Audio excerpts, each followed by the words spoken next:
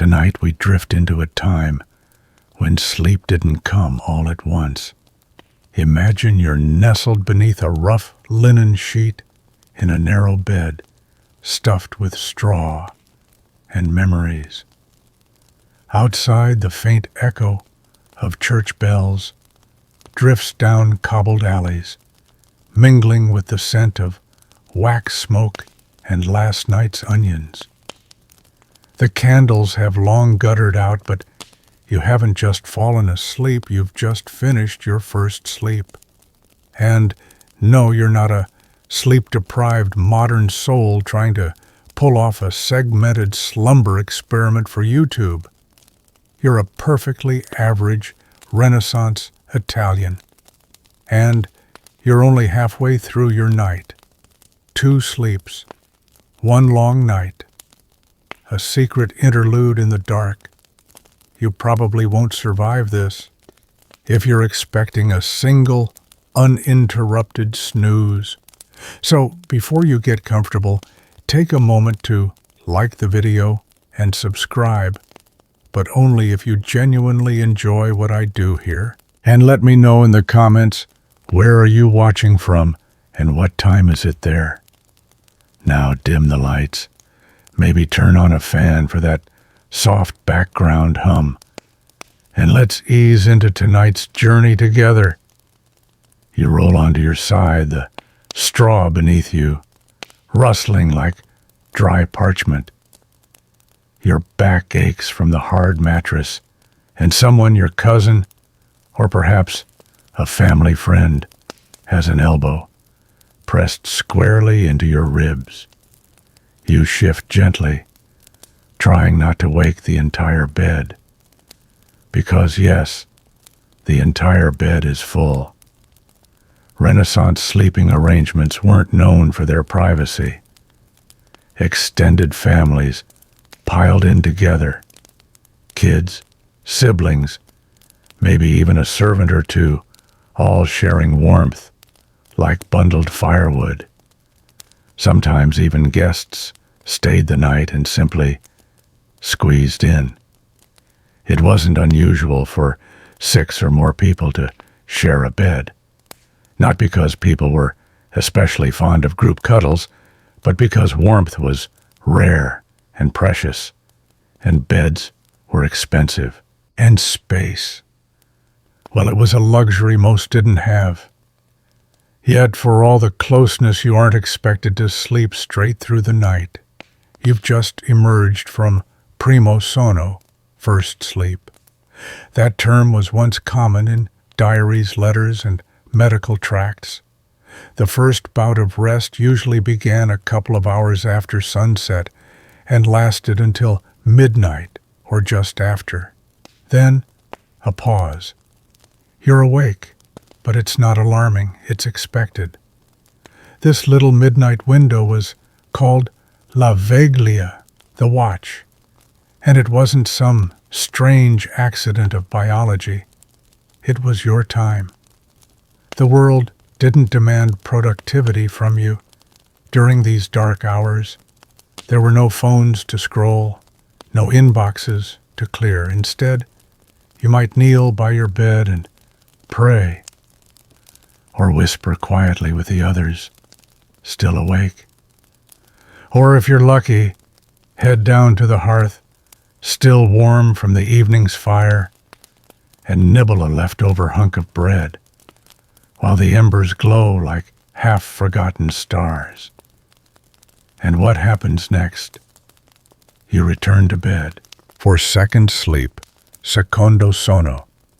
People use this natural break in the night to think, to write, to reflect. Some even claimed this was the most lucid period of the day, or night rather. The 16th century Neapolitan scholar Giovanni della Porta once said that dreams and visions in this intersleep period were the most vivid and meaningful, which is either deeply mystical or the result of eating too many beans too late. The modern world, buzzing with artificial light and the glow of screens, finds it bizarre that our ancestors would willingly interrupt their sleep. But before electric bulbs turned night into day, the body was more attuned to darkness, and rest came differently. The first documented reference to this phenomenon, that would be in the early 14th century, in a set of Italian household sermons that casually mention people rising after their first sleep to attend night prayers or nurse children. But it's likely the habit goes even further back, possibly to Roman times. Historians still argue whether segmented sleep was practiced throughout the entire ancient world, or if it evolved slowly alongside urbanization and tighter communal living. The candle next to your bed has long burned out, leaving behind a stubby puddle of wax. But in many homes, one stub stayed lit through la veglia, its pale flame offering just enough light for those who didn't feel like plunging straight back into their dreams. You press your face into the rough pillow and listen. Somewhere in the house, someone is softly singing, perhaps a lullaby, perhaps a chant. And from outside, a donkey brays its absurd cry, slicing through the night like a drunk trumpet. You smile. Some things, it seems, are eternal. Did everyone sleep this way? Not exactly. The pattern varied with class, age, and occupation. Night watchmen, yes, that was a real job, obviously, weren't tucked into bed by 8. Bakers were already kneading dough during your watch. Prostitutes did much of their business then. And parents, well, newborns didn't respect segmented sleep theory. But for most ordinary folk, especially those living in pre-industrial towns across Italy, 2 sleeps were as natural as 2 meals. It helped that most people went to bed far earlier than we do now, often just after sundown, especially in winter. So, that pause in the middle of the night didn't cut into 8 precious hours. It was part of a 10 to 12-hour rest ritual with a quiet window of wakefulness snuck in between. It wasn't just Italy either. Segmented sleep was common across much of Europe, from France to the Low Countries to parts of Spain. But Italy talked about it. They wrote about it in medical treatises and poetry. They wove it into paintings and prayer manuals. It was a culture where midnight wasn't eerie or ghost-haunted. It was contemplative. And honestly, you could use a little contemplation, because even though your cousin has finally rolled away, your feet are now tangled in the scratchy hem of someone else's nightshirt. You sigh. Welcome to Renaissance bedtime. The bells toll softly, just once, maybe twice. You barely register the sound until a moment later, when the echo rolls through the house like a gentle nudge. Somewhere out in the darkness, a church clock marks the hour. Not your typical 12-hour format with blinking digital precision, but one of the canonical hours, an ancient timekeeping system that slices the night according to liturgical rhythm, not logic. You don't need a wristwatch. You don't even need to open your eyes.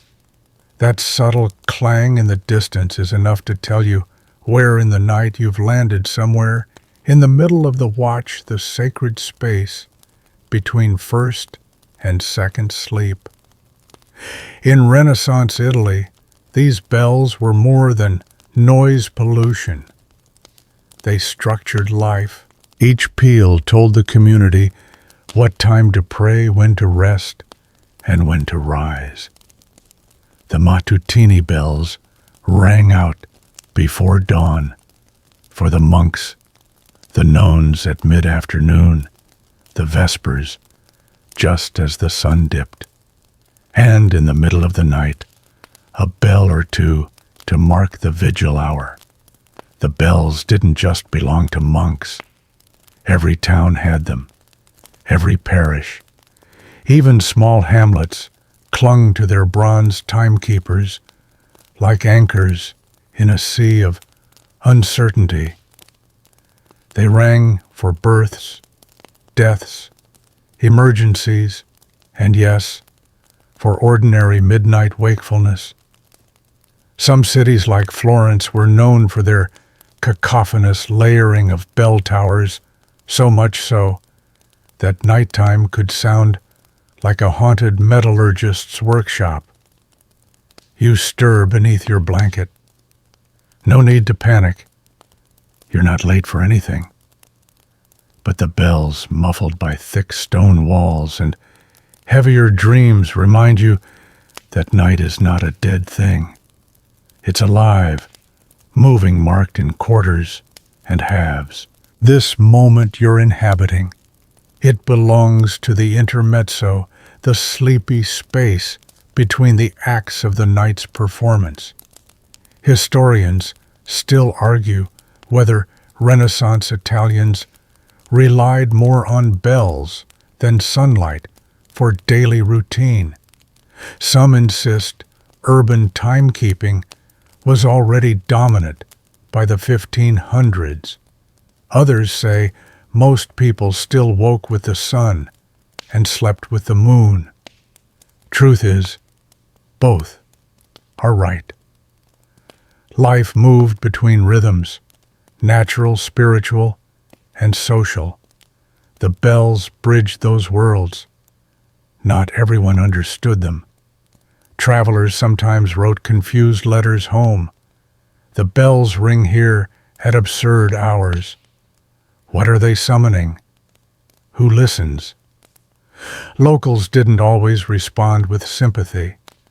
One chronicler from Siena described a visiting Frenchman who couldn't understand the Campanile's schedule. The townspeople laughed and told him, "The bells aren't for your ears, they're for our habits." Of course, the bells also had less noble uses. Some landlords rang them to enforce curfews. Some cities rang them as a warning of fire or rebellion. And then there were pranksters. Yes, even in 15th century Verona, who'd sneak into the bell towers to toll them for laughs. Imagine waking an entire town just to hear the clamor echo off the Arno. Still, most nights, they were dependable. A single chime, maybe two, enough to remind you that time is passing gently, not with the shriek of an alarm clock, but with the resonance of hammered bronze. You're not the only one awake either. Across the alley, a window glows faintly.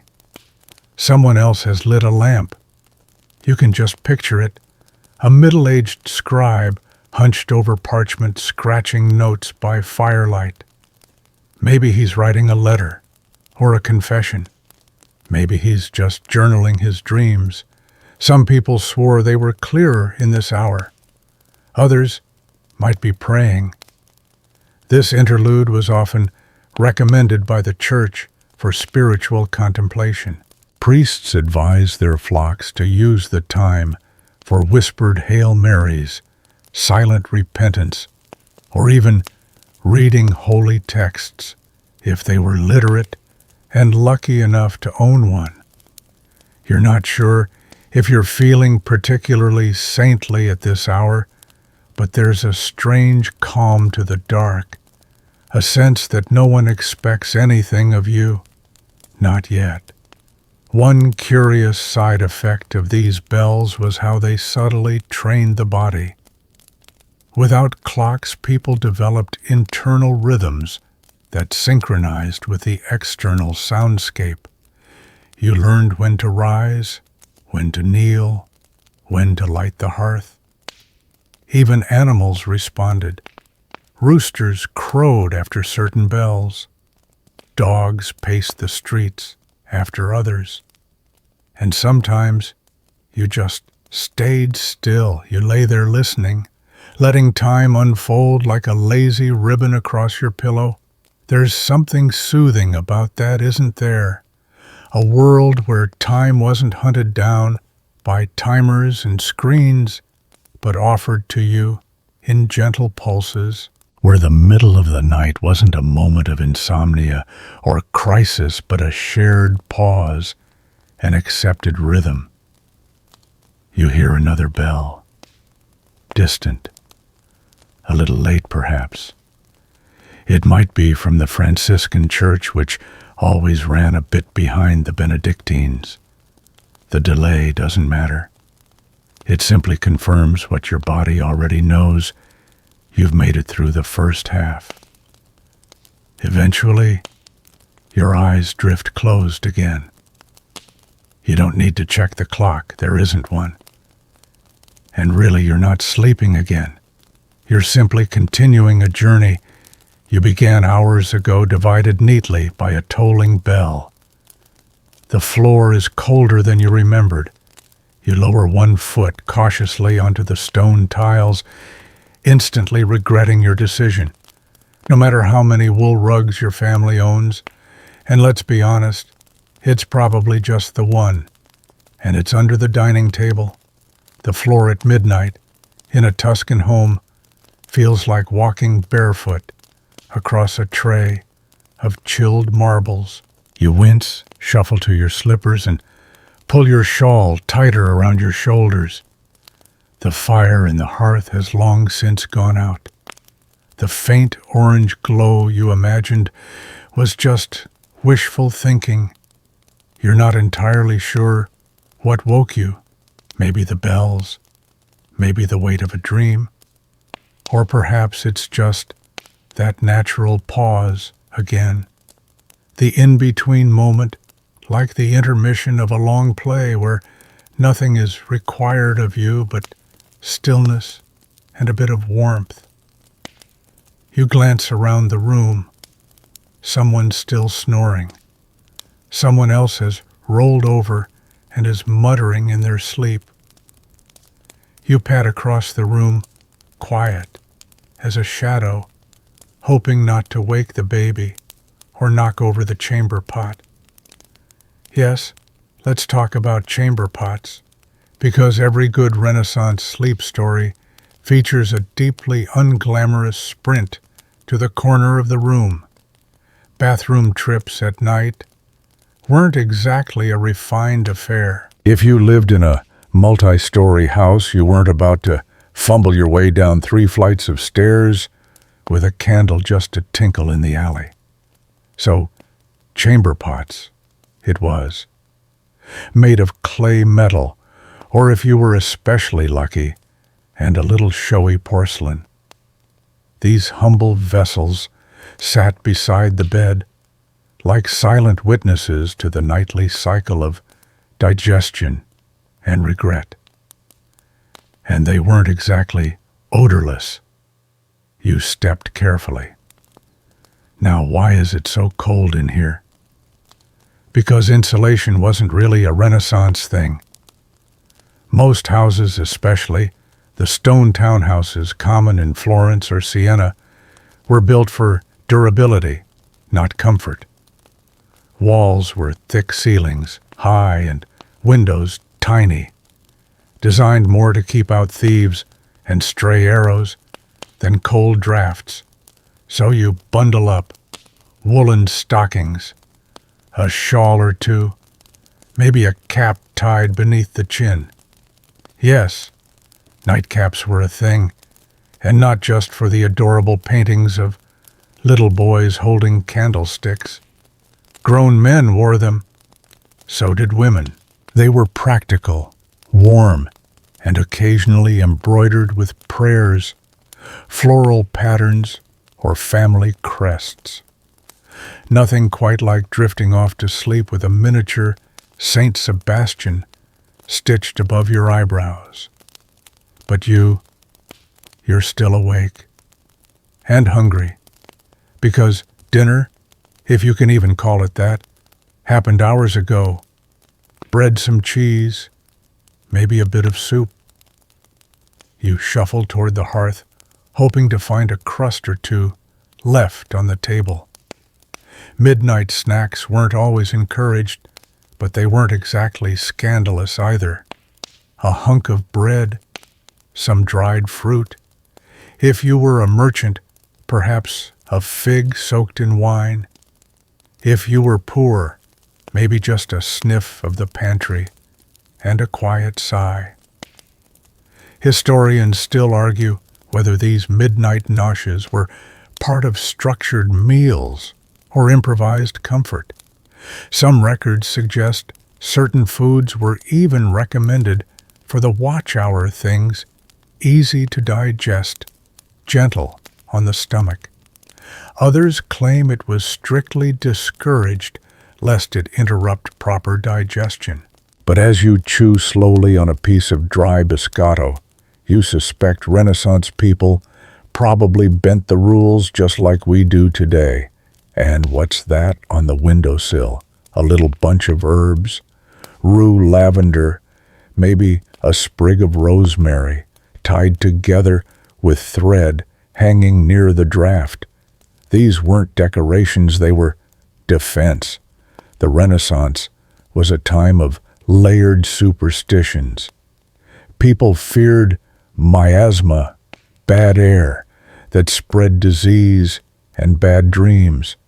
So, every house had its own makeshift fumigation strategy. Herbs in corners, orange peels stuffed into mattress cracks. If you were really unlucky, someone might even light sulfur and wave it about like a smoky exorcism.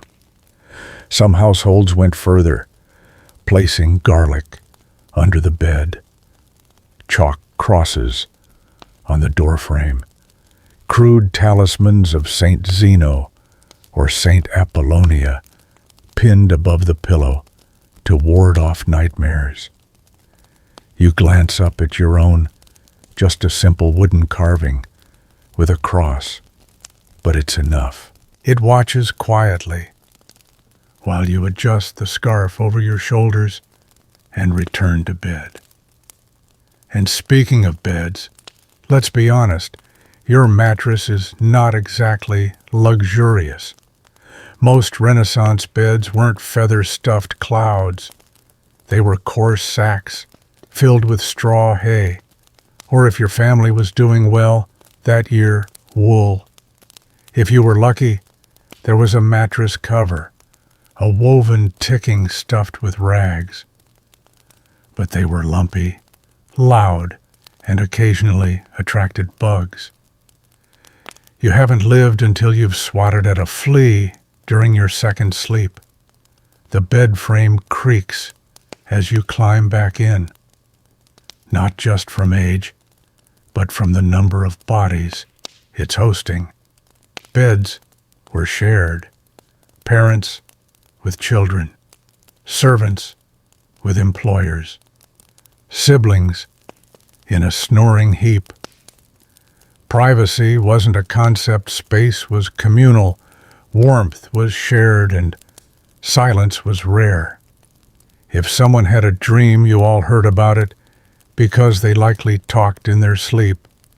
That communal warmth, though, had its benefits. In winter, it could mean the difference between comfort and chills. Even city laws sometimes acknowledged the practical need for bed sharing. In one 15th century Milanese statute, unmarried workers could be assigned sleeping partners in dormitories to cut heating costs. Cozy or horrifying historians can't quite agree. As you settle back into the creaky mattress, the sounds of the night resume their sleepy symphony.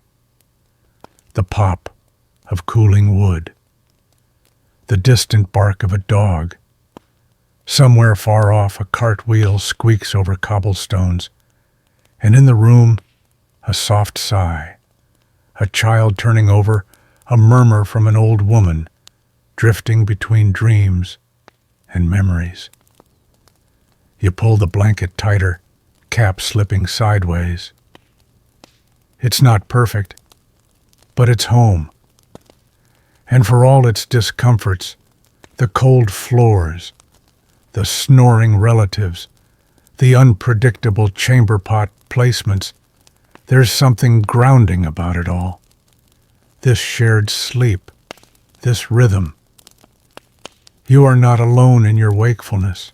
Across Italy, tens of thousands of others stir, scratch their heads, sigh at the dark ceiling, and wait for sleep to return.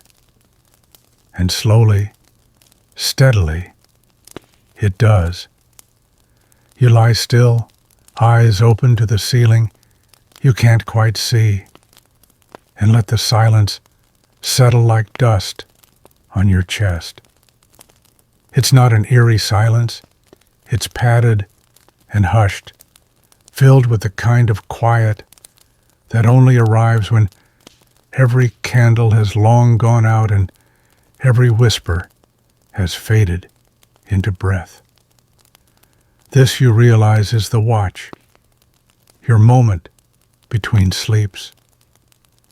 A pause so accepted, so built in, that no one questions its purpose. But here's where things get even stranger.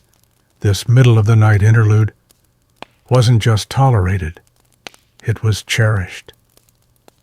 For many Renaissance Italians, the watch was the most personal, even sacred part of the day. Imagine that. A time that modern minds would call insomnia was once a spiritual gift. You're not expected to sleep right now. You're expected to ponder, to do the small, quiet things the waking world doesn't have time for. So, you shift your legs, gently, beneath the blanket, adjusting until you're comfortable, and you let your mind wander, just like they did. Prayer was a popular choice. You might mumble an Ave Maria or trace a cross over your chest. Some rose from bed, wrapped in cloaks, and stood facing east, reciting lines they knew by heart. Others stayed curled under the covers and whispered their fears, their gratitude, their sins. This was prime time for negotiating with God, but not everyone filled the watch with holiness. Oh no. For some it was a time of mischief. Lovers crept from their beds. Secret meetings were arranged in candlelit corners. In towns like Lucca and Venice, officials even recorded more crimes committed between midnight and 2 a.m.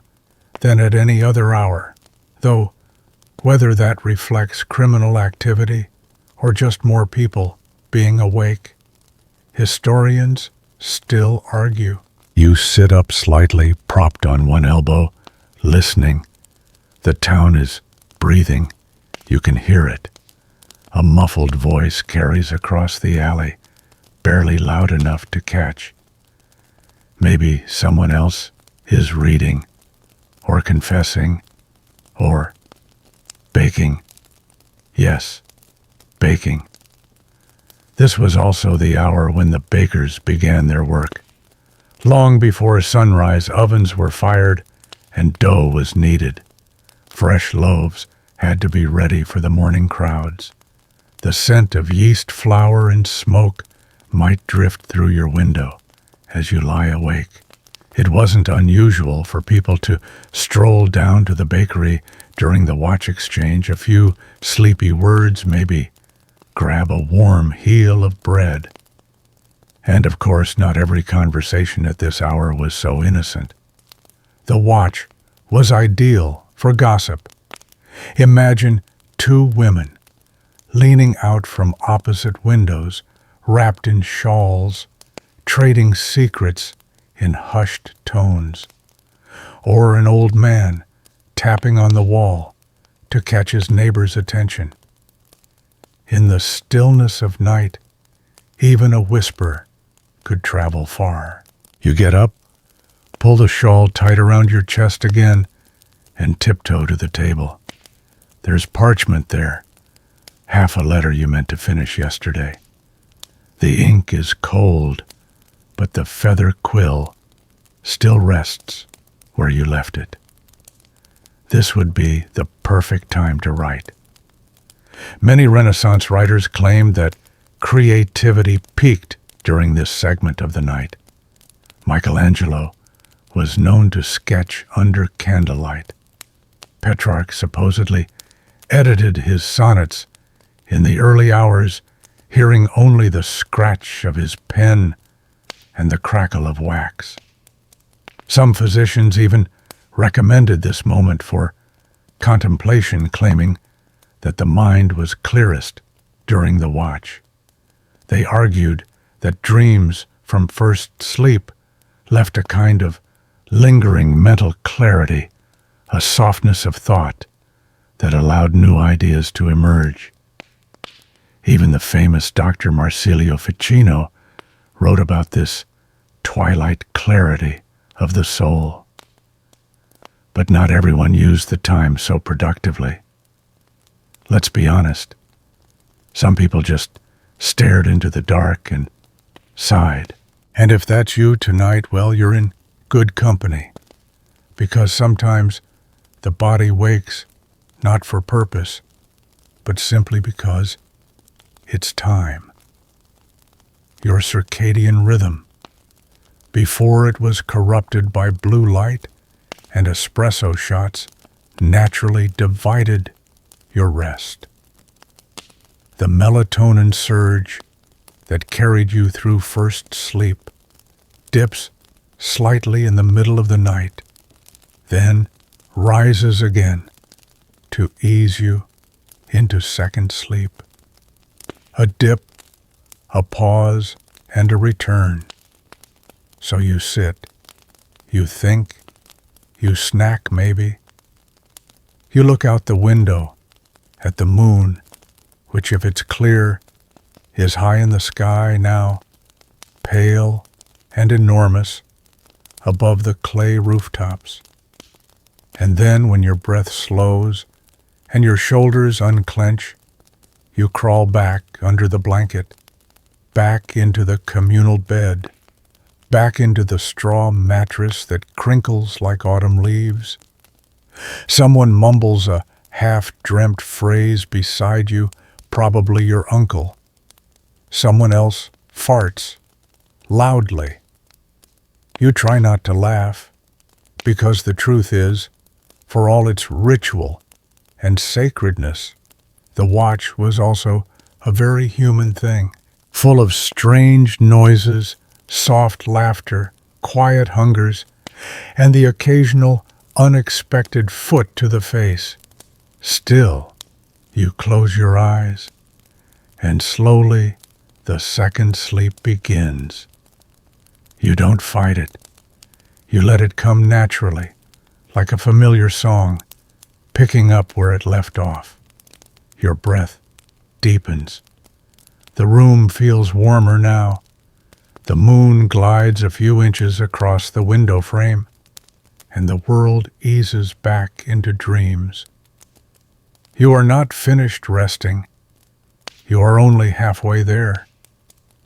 You wake again, or maybe you never truly slept, but this time you're not alone in your awareness.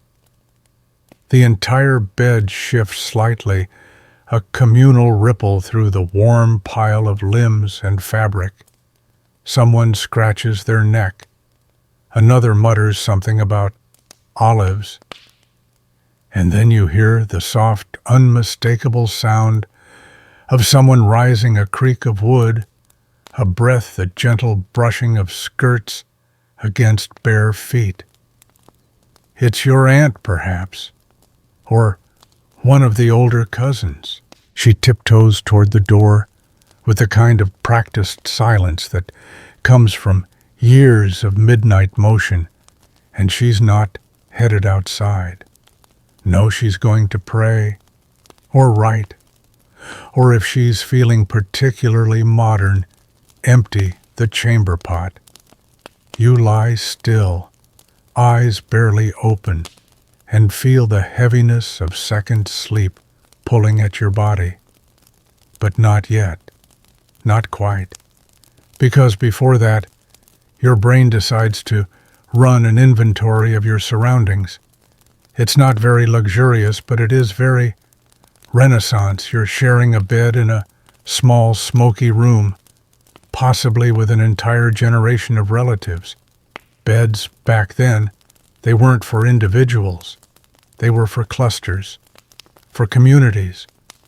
The idea of a bed of one's own was mostly a fantasy, unless you were among the upper crust or a hermit. For everyone else, beds were like wagons on the Oregon Trail. If you fit, you sat, or in this case, slept. And how did they fit so many people? Easy. Renaissance beds were often enormous, not just wide, but tall. Tall enough to require a step stool. Beds were symbols of status. In well-off homes, they were carved from walnut or oak, draped with heavy curtains to block drafts and relatives, and decorated with embroidered pillows, boasting everything from religious slogans to passive-aggressive family crests. In more humble homes, yours included, it was a rope-bed wooden frame, crisscrossed rope lattice, topped with a mattress full of straw or rags. The ropes sagged over time, so every few weeks you'd grab a wooden key and tighten them, hence the phrase, sleep tight.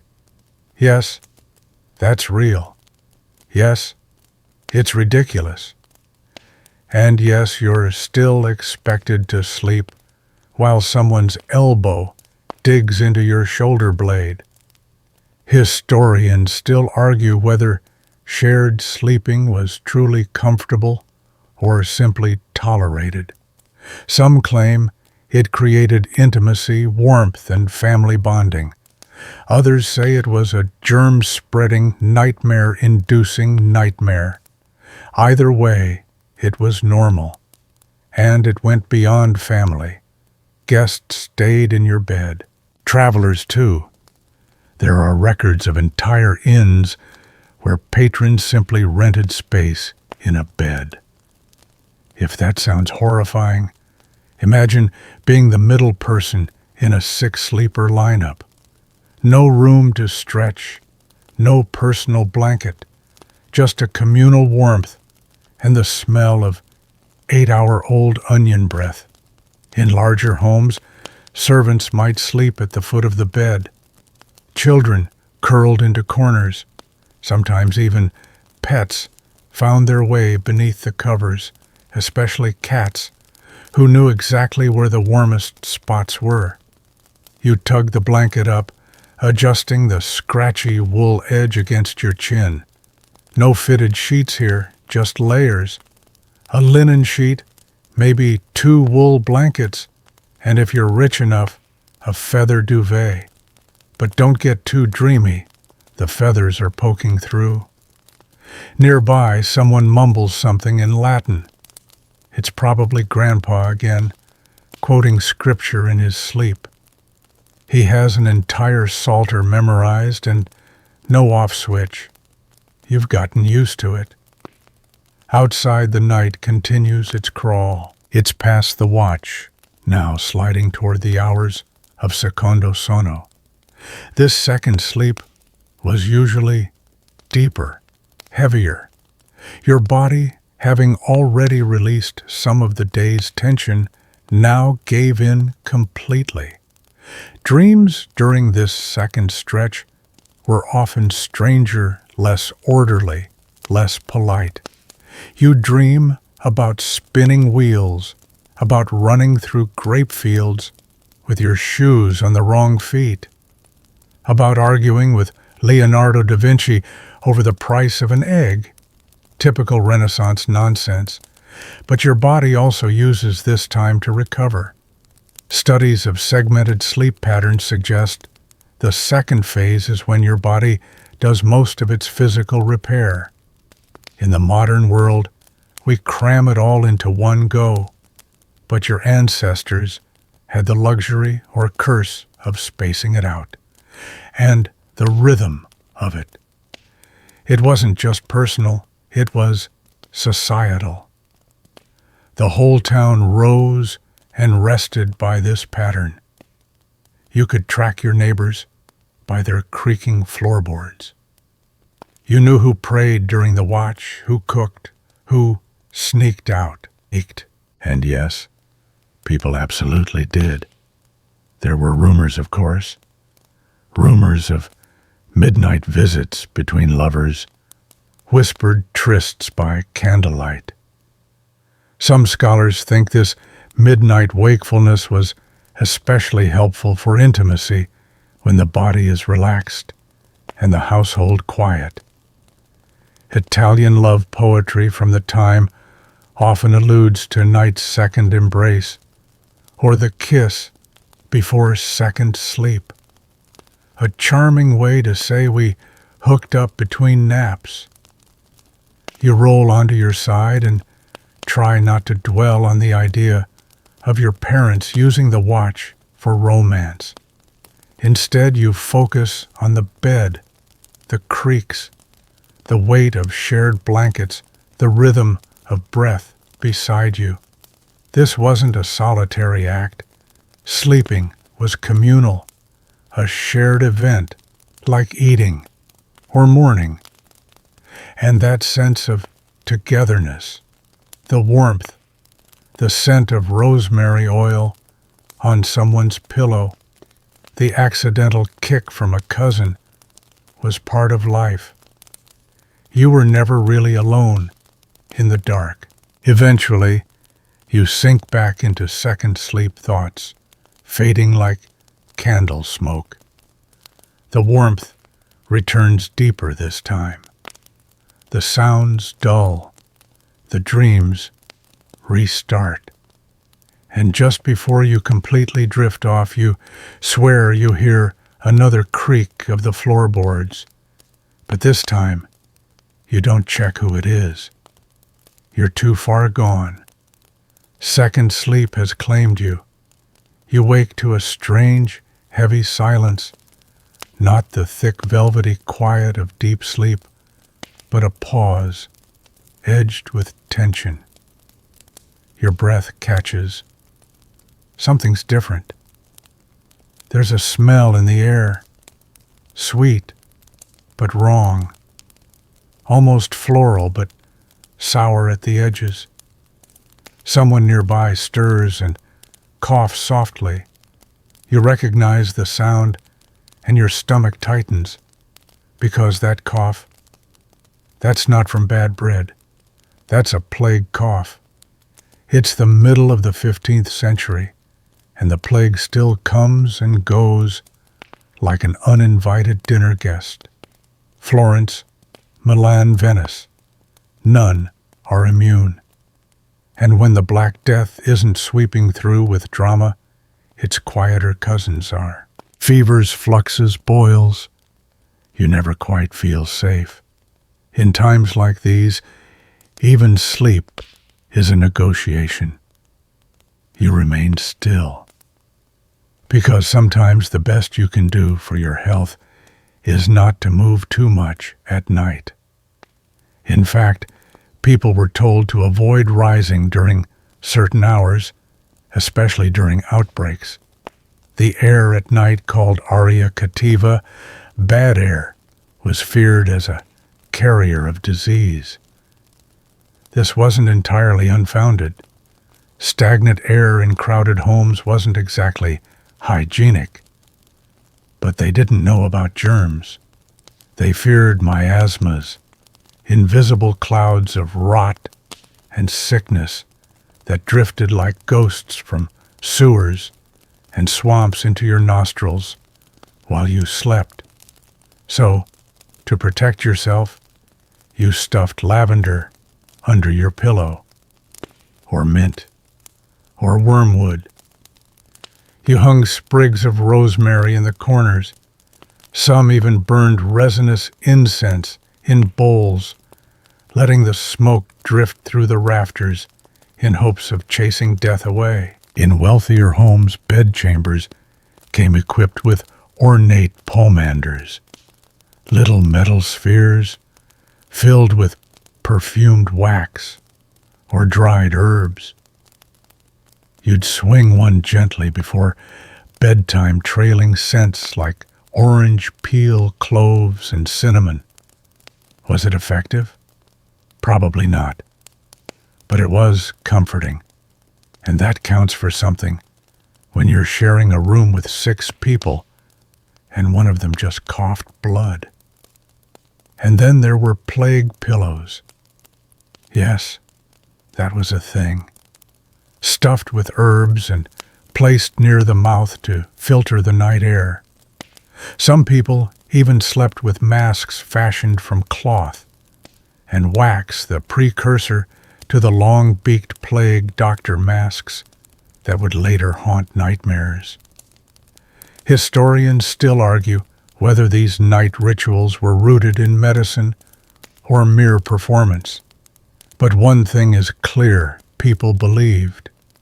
And belief, especially at midnight, is a powerful thing. You shift beneath the blankets, suddenly hyper-aware of every tickle in your throat. Was that your own cough? Is it in your lungs? Or just dry air? In plague time, sleep becomes an act of resistance. You bury your face in the crook of your elbow, not just for warmth, but for peace of mind. If your brother sneezes again, you might start praying out loud. Sleep routines changed during outbreaks. People went to bed earlier. They avoided midnight walks. Even the watch, normally a time for prayer or soft conversation, became quieter. Families avoided speaking, fearing that raised voices might stir up spirits or worsen symptoms. In extreme cases, entire households sealed themselves in at dusk and didn't open the shutters until morning. And yet, strangely, the fear of disease made sleep even more precious. Doctors began prescribing rest more frequently, claiming it strengthened the body's natural humors. They warned against overexertion, against excessive talking before bed, and especially against nighttime arguments. According to one physician, discord before rest corrupts the humors of the spleen. You don't want corrupted spleen humors. Trust me, people adapted. The poor stuffed extra rags into wall cracks. The rich moved to country villas where the air was cleaner. Everyone, regardless of status, became intimately familiar with the smell of vinegar.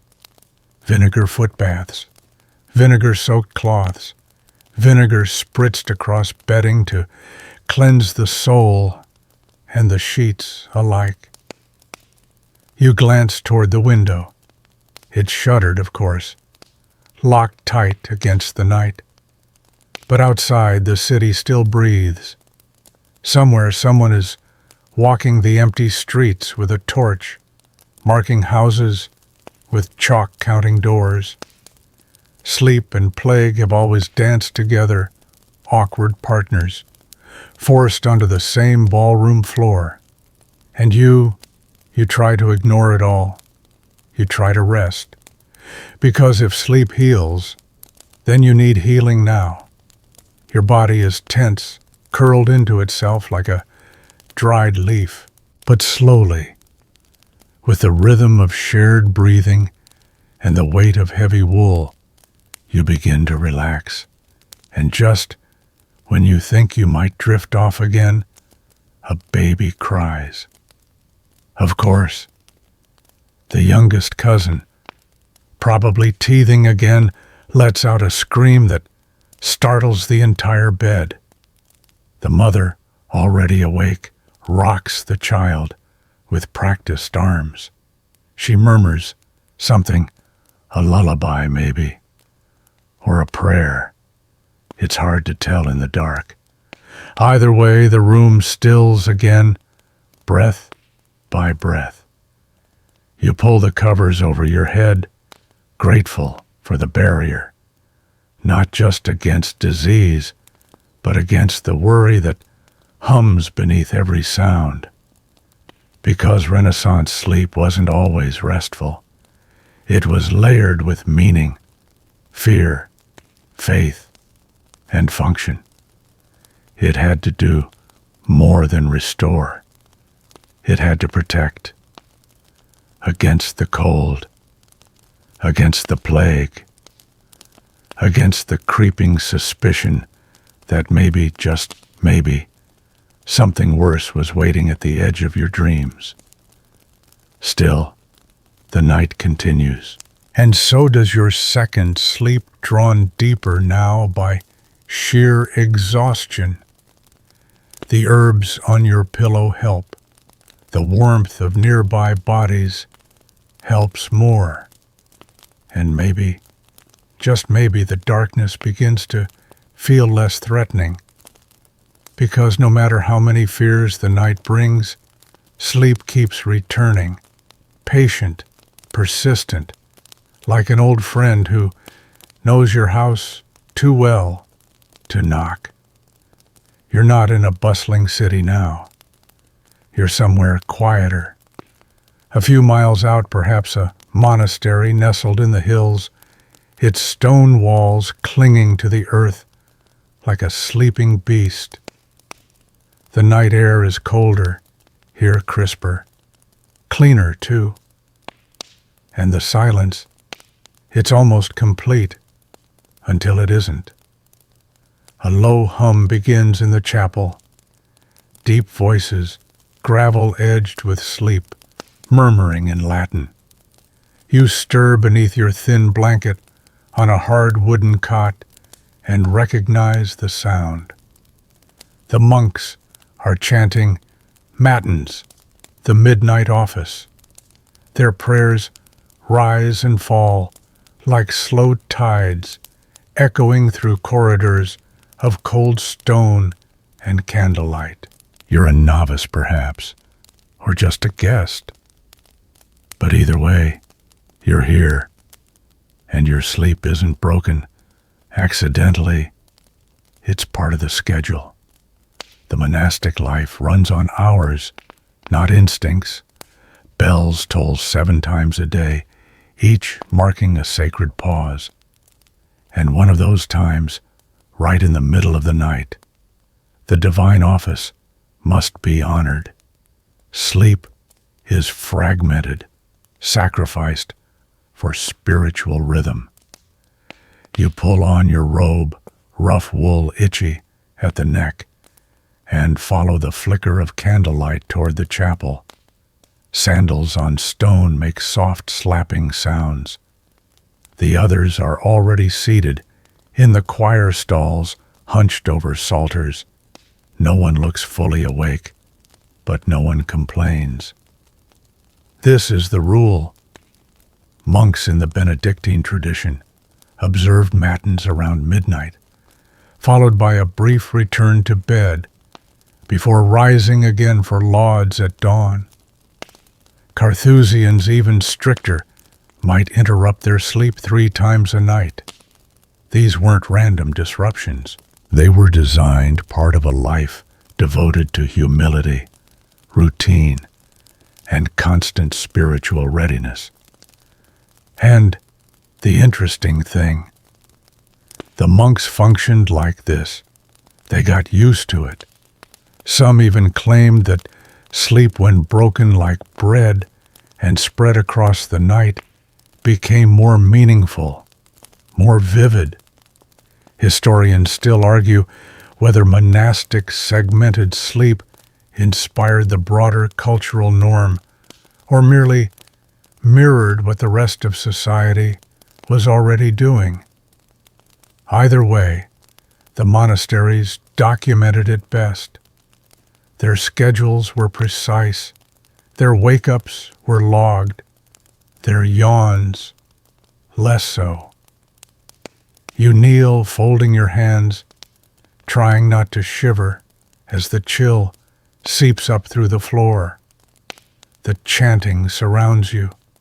Psalms roll past in waves, familiar, ancient. You recognize a phrase here, a name there. Domine exaudi orationem meam. Lord, hear my prayer. There's a rhythm to it, and it lulls you. Not into sleep exactly, but into something sleep adjacent. A kind of waking dream. The candlelight flickers against the frescoed walls. Shadows stretch. You lose track of time. Minutes, maybe half an hour pass. And then it ends. The chanting fades. Robes rustle. Candles are pinched out. The chapel empties with the soft efficiency of men who've done this 1,000 times. Back to bed you go, not because you're tired, though you are, but because there's still more night left. You find your cot, pull the blanket up to your chin. The straw-stuffed mattress is stiff, but familiar. The stone walls hold the cold like secrets. Your breath fogs faintly in the air, and as you drift, your thoughts wander. How could they not? Maybe you think about the psalm you just heard, or the way Brother Mateo snores like a dying lute, or maybe you remember that dream you were having before the bell rang, something about a field of grapes and a horse that could speak in riddles. This is the monastic version of segmented sleep, a formal spiritual structure wrapped around the same natural rhythm that everyone else experiences in softer form. It's rigid, sure, but it's not unnatural. Your body, like every body, knows how to pause, wake, and return. And so it does. Second sleep here feels deeper, heavier. Maybe it's the stone walls or the darkness or the purity of routine. Maybe it's just exhaustion. Either way, you slide into unconsciousness again, like a monk into prayer, slowly, reverently, without resistance. Outside, the moon has begun its descent. The chapel stands silent once more, waiting. In just a few hours, the bell will ring again for lauds, and the day will begin with voices raised not in alarm, but in ritual. But for now there is still time. Time to sleep again, to dream again, to drift through the quiet hours of a night, not wasted, but divided. Not broken, but composed like music, like prayer, like the turning of a wheel. You exhale. One of the brothers coughs in his sleep. A door creaks softly, but mostly there is stillness. You're back in the city again now. Florence, perhaps, or Bologna. Somewhere with narrow alleys and windows like gossiping mouths. It's still night. The moon has shifted slightly, its light catching the edge of a tile roof. Below, the streets are mostly silent, but not empty. You're not asleep. Not yet. Because the watch, that curious pause between first and second sleep, has other plans for you tonight. And those plans might just involve love letters. You sit by the window with a stub of candle and a folded scrap of paper. The ink is cold, the quill stiff, and your thoughts are complicated, because writing at this hour isn't unusual. In fact, it's one of the more acceptable things to do in the middle of the night. People wrote prayers, notes, lists, apologies, and occasionally declarations. Letters written in the watch had a kind of intimacy no daylight message could match. The world was quieter. Thoughts came slower. The mind drifted into sentiment more easily. And when it didn't, well, sometimes the wine helped. You dip your pen and begin. The candle flickers. You choose your words carefully, not too bold, not too stiff. This is Italy after all. Renaissance Italy. There are standards. Your poetry needs to sigh, not shout. And you're not the only one awake with a pen. Across the city, others are scribbling too. Lovers, scholars, merchants adjusting their accounts. And sometimes secretaries hired to ghostwrite letters for people who couldn't quite spell passione correctly, but still felt it deeply. Historians still argue whether this explosion of midnight letter writing was a personal phenomenon or a social one. Was it the result of genuine emotion stirred by half sleep, or just a matter of practical quiet time when no one was peering over your shoulder? Either way, records are full of it. Letters time-stamped ambiguously written after midnight. Diary entries noting the inspiration of the watch hour.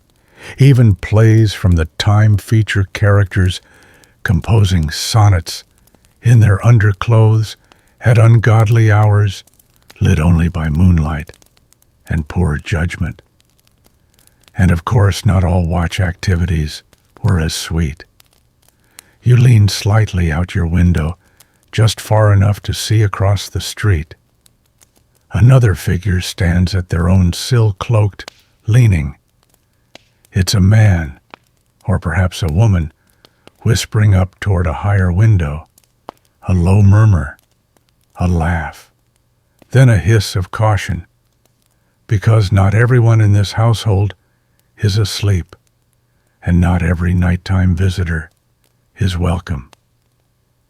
Between first and second sleep, the city breathes a little differently. Doors open and close more softly. Lovers climb garden walls. Some slip out barefoot to meet near fountains or under market stalls. These weren't rare occasions. This was the only moment many couples had without chaperones or questions.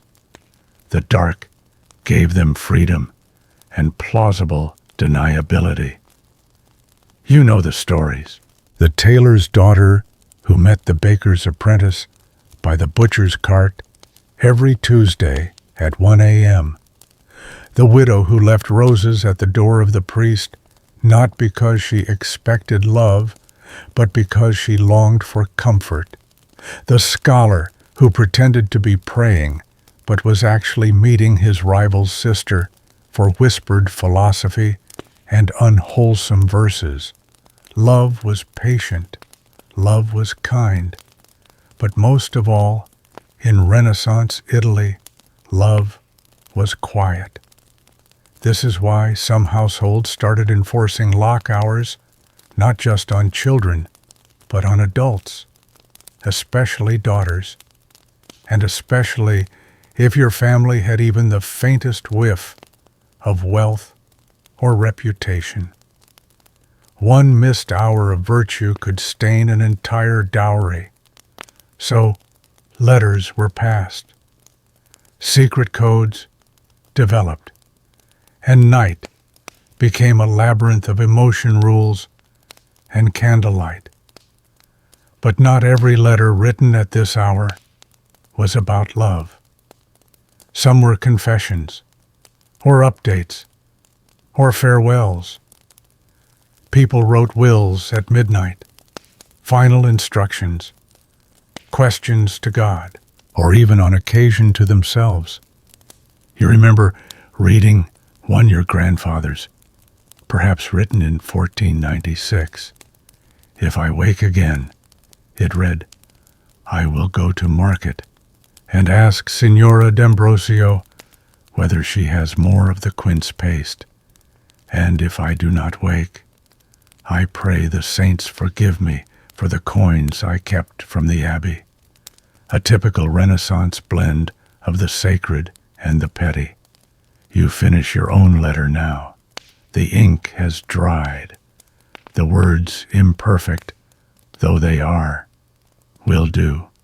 You fold the paper and press it to your lips, because that's what your aunt does with her prayers, and you tuck it beneath your pillow. Someone stirs behind you. A cousin, maybe a sibling, a grunt, a yawn, then silence again. The shared bed breathes like a single animal. You tiptoe back and ease under the covers. No one will know what you wrote.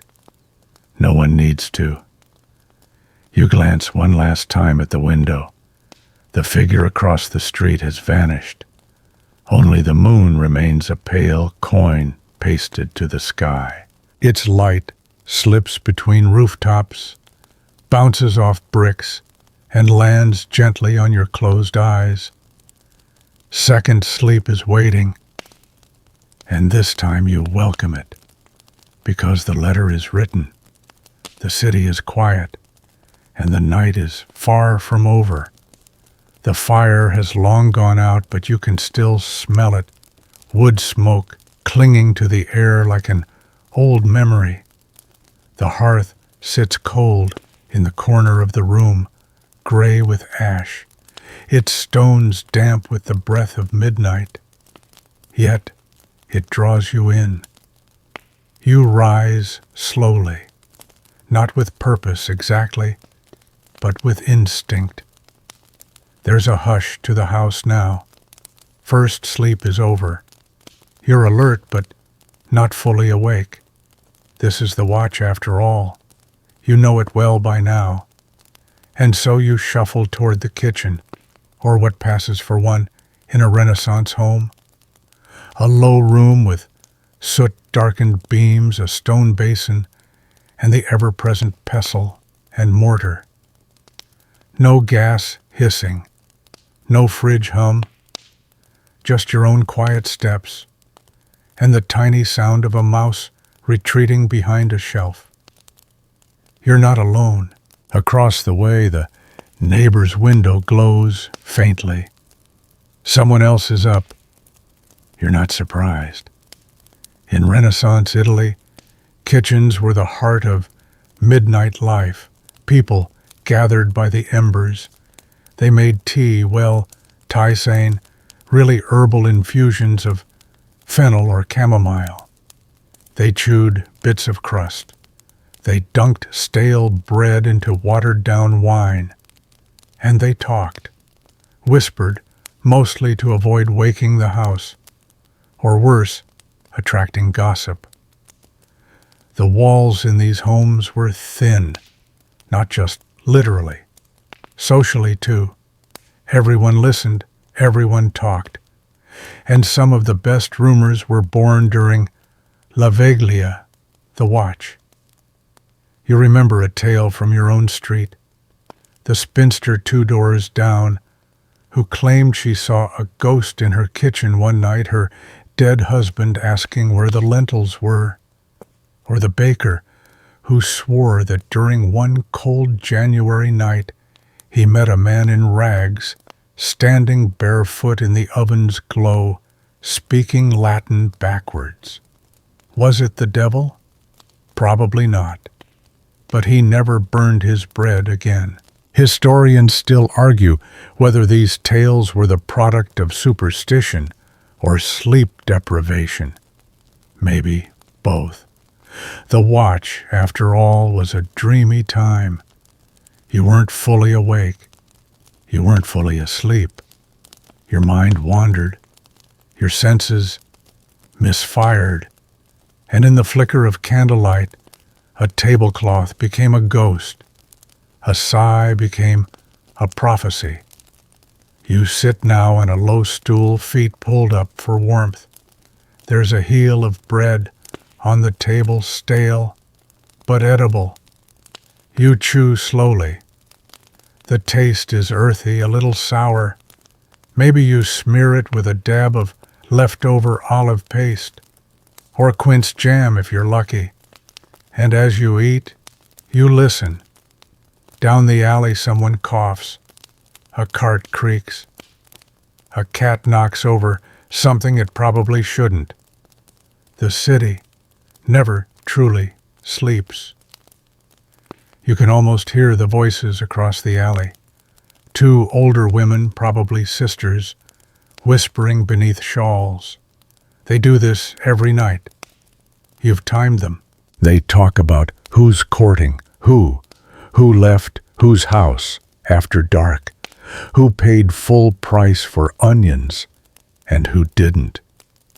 Their gossip is soft but sharp, surgical. You'd miss them if they stopped. Sometimes, especially in summer, people stepped outside during the watch. They sat on doorsteps, braided hair, prayed aloud, or just leaned against a wall and stared at the moon. The air was cooler, then less foul, cleaner. In some towns it was said you could tell the time by how many neighbors were gathered on the street. And while most of this midnight stirring was quiet, it wasn't always so innocent. There were crimes, too. Petty thefts, drunken brawls. One Florentine record from the late 1400s describes a man caught selling eels out of someone else's basket at 1:45 a.m. Another recounts a duel over a misdelivered love letter fought not at dawn, but at 2 a.m. under the butcher's awning. You chuckle softly, imagining the absurdity of that scene. And there were watchmen, hired or appointed depending on the city.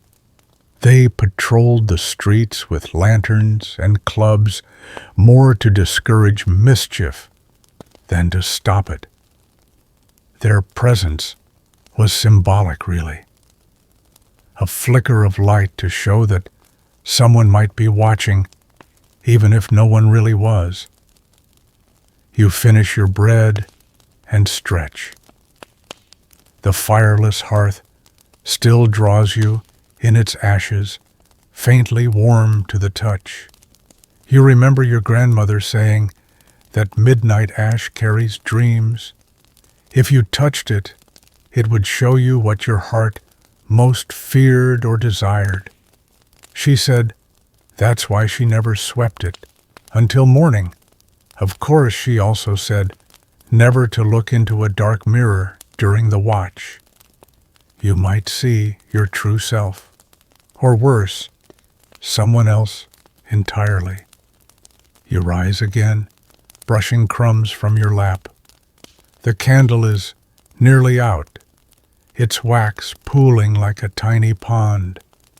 You watch it flicker, then fade. No need to relight it. You know your way back to bed in the dark, and when you slip beneath the covers, rough linen, still warm from your own body, you feel not just tired, but content. There's something deeply human about this rhythm. about rising gently in the night, not to panic but to be, to witness, to snack, to spy, to reflect, and to return.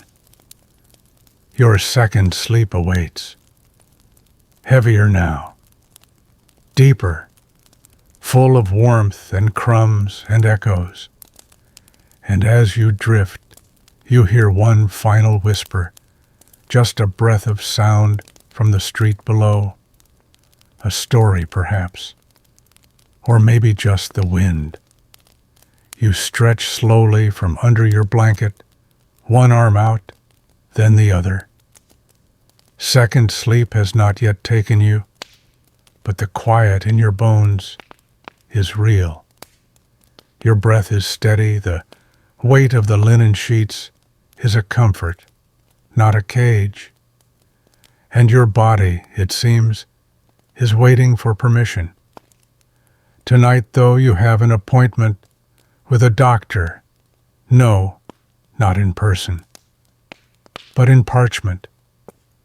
You reach beneath the bed frame and pull out a little booklet bound in fraying leather and smudged with oil. A regimen sanitatis, a health manual written in Latin, passed from cousin to cousin until it landed with you, and in its pages the secrets of a good night's rest, according to the finest minds of Renaissance medicine. Sleep, writes Maestro Guglielmo of Padua, must be taken in measure, lest the humors gather excessively in the liver.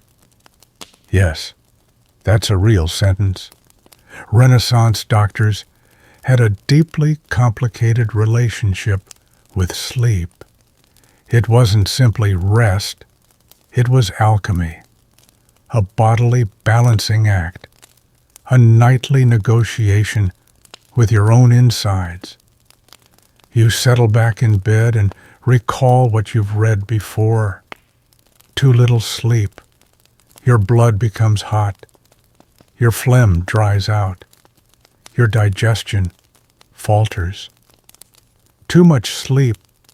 Your humors congeal. Melancholy thickens. Your mind dulls, and your joints swell with unseen moisture. Too much sleep in the wrong position.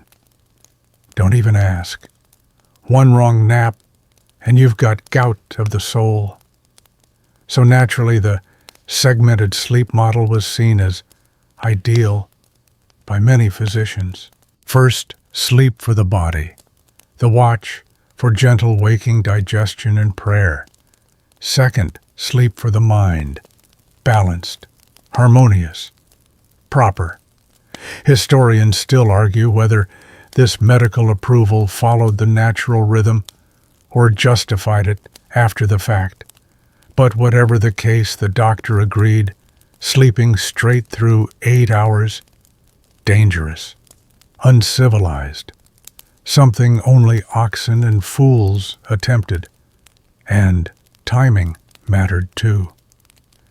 The best hours for sleep, according to Avicenna and his European interpreters, were between 10 at night and 6 in the morning, but never immediately after eating.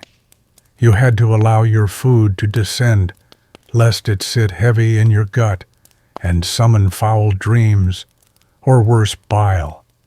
And before sleep, a light meal, a warm bath, a gentle walk. Some recommended a brief moment of laughter or even singing. Others warned against it entirely, lest you excite the blood. Contradictions abounded. Renaissance medicine was as much poetry as science. You shift onto your side, now your right side, of course, because the left is for fools, and the flat-backed are courting demons. Doctors encouraged side sleeping, believing it facilitated digestion. They even gave you a sequence. Start on your right side to encourage heat and moisture, to rise gently. Then, after a few hours, roll to your left to allow the stomach to release. The idea of staying in one position all night, unthinkable. And what of dreams? Ah, dreams. Doctors wrote of them constantly. Some believed the nature of your dream reflected your internal condition. Dream of flying, too much heat in the heart. Dream of drowning, your spleen is in trouble. Dream of sex, well, that could be a number of things. Either your liver is overactive, or you're just human. But perhaps the most fascinating bit in your little health manual comes midway through the chapter on sleep. Between the two sleeps, it reads, "The soul is most tender. What it imagines in this space shall stain the day to come." A poetic way of saying, think carefully at 2 a.m., for it may shape who you are at 2 p.m. You close the booklet and tuck it beneath your pillow. The doctors of your time may not understand germs, but they understand you. They've built their advice from generations of observation, from monks, from merchants, from noble women, from people just like you, curled in bed, listening to the walls breathe and wondering why the dark feels so familiar. You think of what your own physician told you last time. Don't fight the watch. Use it. Let it be your moment. Your in-between. That precious hour when the world releases its grip and your body prepares for the dreams ahead. And perhaps, if you must stretch, but never too fast, you might disturb your spleen. You smile at that. Then roll gently to your other side like a patient obeying a silent prescription. And as the warmth of the bed returns, as the silence presses more softly against your ears, you feel it again, that wave of sleep. Not a crash, but a tide. Ebbing in, gentle, measured, entirely expected. The doctors were right. Sleep is medicine. 2 doses taken nightly, with a snack between. Something heavy is sitting on your chest. Not physically, no, but emotionally, a strange pressure like a thought you forgot to think, or a fear you didn't quite name. Your eyes flutter open. The candle is long dead. The room is shadow upon shadow. And yet you feel watched. Welcome to the middle of the night, Renaissance style, where science ends and superstition slips in like a draft under the door. You shift, pull the blanket tighter, and remind yourself this is second sleep. This is when dreams turn strange, when the body releases its final sigh, and when, if you believed what most Italians did, you were most vulnerable to things. The bad kind, incubi, succubi, demons of the night. Creatures who pressed on your chest, robbed you of breath, and planted terrible visions in your head. They didn't need to break through your door, only your sleep. And more than one respectable priest would tell you, if you wake gasping in fear, it's not your digestion, it's the devil, or one of his mid-level managers. You lie still now, remembering what you were taught. Don't speak aloud. Don't open your eyes too wide. Don't move too quickly. The worst thing they say is to panic, because that's when they notice you noticing them. This isn't just fantasy. Medical books of the period devoted entire sections to what we'd now call sleep paralysis. The nightmare, they called it la pesanta notturna. Descriptions are eerily familiar. The sense of weight, the inability to move, the certainty that something malevolent is nearby. It's in letters, sermons, even court testimonies. One Neapolitan woman in 1492 claimed she was sat upon by a black cat with a man's face 3 nights in a row until she confessed a minor theft to her priest. Afterward, the dreams stopped. Historians still argue whether these visions were cultural conditioning, neurological quirks, or mass psychogenic episodes, likely a mix.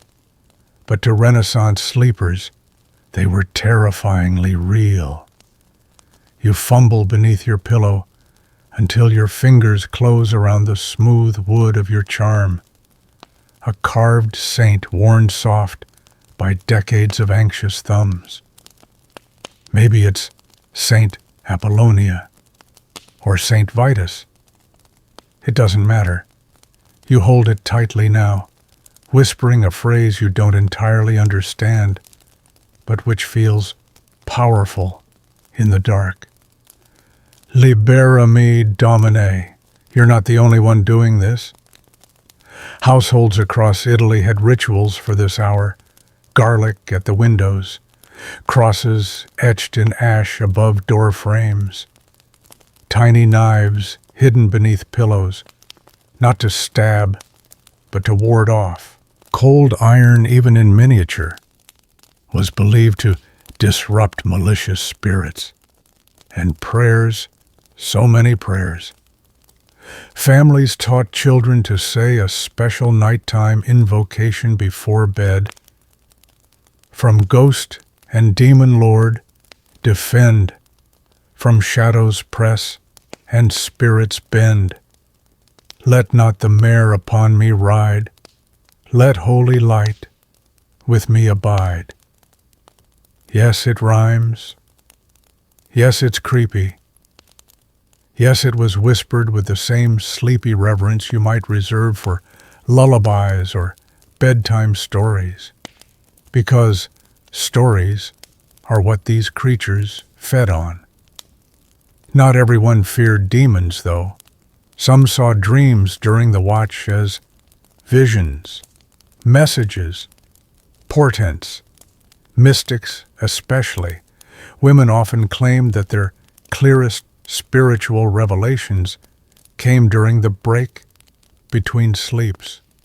Saint Catherine of Siena reportedly received divine visions in the deep night. So did Hildegard of Bingen, though she was a little earlier and a lot more poetic. Even midwives told fortunes from dreams seen during second sleep. You glance at the ceiling, heart rate slowing. You know you weren't truly in danger. But you also know how your grandmother would respond. Don't mock what you don't see. And so you offer one more whispered plea, just in case. Night terrors weren't limited to peasants. Even the educated had their fears. Leonardo da Vinci, brilliant as he was, kept notes on the timing of dreams and their impact on health. He believed dreams in the second sleep were more disorderly and prone to excess. Michelangelo was known to wake in the dark and mutter scripture under his breath before sketching something quietly frantic. Was it creative inspiration or insomnia with a touch of dread? You roll on to your other side, facing the wall now. The warmth of your charm seeps into your hand. The bed creaks as someone else turns undisturbed. Eventually, you feel sleep tug again. Not the peaceful drift of first sleep, but the heavier pull of a mind exhausted by shadows. It's less graceful, less romantic, but sometimes it's more honest. And when the dreams come this time, they're strange. You dream of an endless hallway, lit by candles that never flicker, a woman singing in a language you've never heard, a pair of boots walking without feet, and at the center of it all, a door. You open it, and it's morning. The sun has not yet risen, but your mind is already playing tricks, soft dreams bleeding into consciousness like wine into linen. You stir beneath the covers, still cocooned in second sleep. But something lingers from the dream, not a demon this time. Something more inconvenient. Sin. No, not the theatrical kind. You haven't poisoned anyone or stolen a goat. But this is Renaissance Italy, and the line between body and soul is a tightrope stretched over the flames of judgment. Even your dreams could get you in trouble. You lie there, recalling what just played out in your mind. A vineyard, a hand held too long, a glance that felt indulgent. You didn't do anything, but you thought about it, or maybe you didn't even mean to. Maybe it was just your subconscious stirring the cauldron. Still, the guilt prickles behind your ears, and you wouldn't be alone in feeling that. In the Renaissance, dreams were not idle nonsense. They were portals, mirrors, confessions without words. What happened during the watch hour, what flickered behind closed eyes, could be interpreted as spiritual insight, divine warning, or damning temptation. This is why, in the hours between first and second sleep, many turned not just to prayer, but to confession. Some confessions were whispered into the dark, with no priest around to listen. Just you, a creaky mattress, and the vague fear that angels were keeping score. Others were penned in midnight letters, then burned come sunrise. But the most committed sleep sinners, yes, that's a category, took their nocturnal visions to actual clergy. Historians still argue whether confessors took these dream sins seriously or merely nodded until the parishioner finished squirming. But records from convents and monasteries suggest a surprising number of people were plagued by what they called nocturnal temptations, especially during the watch, especially between the sleeps. Theologians debated it endlessly. Could a dream be sinful if you didn't choose it? What if you enjoyed it? What if it kept returning? You remember hearing one friar say, a dream is not a sin, but delighting in it, after waking, may be comforting. So, what did people do? Some chanted psalms, others drank bitter teas meant to purge lustful thoughts. A few slept sitting upright, convinced that lying flat invited the devil to lie beside them. Extreme, yes, but effective, maybe. You turn on your back and stare at the ceiling. There's a crack in the plaster shaped like a fish. You've seen it 100 times, but tonight it looks like an eye, watching. You blink. It doesn't. The watch, for all its quiet, was a time when the soul felt unusually exposed. With the world asleep, your thoughts had nowhere to hide. The things you buried during the day rose like smoke in the dark. Regrets, guilts, longings. And because this was Italy Catholic theatrical, deeply interior, you processed all of it with the tools you had: prayer, poetry, and guilt. You remember your cousin Lucia, who once confessed a recurring dream to the parish priest. She was walking through a garden, and every flower was a man she'd kissed. She hadn't actually kissed anyone, mind you. She barely left the house. But the priest made her say 5 rosaries and fast for 2 days just to be safe.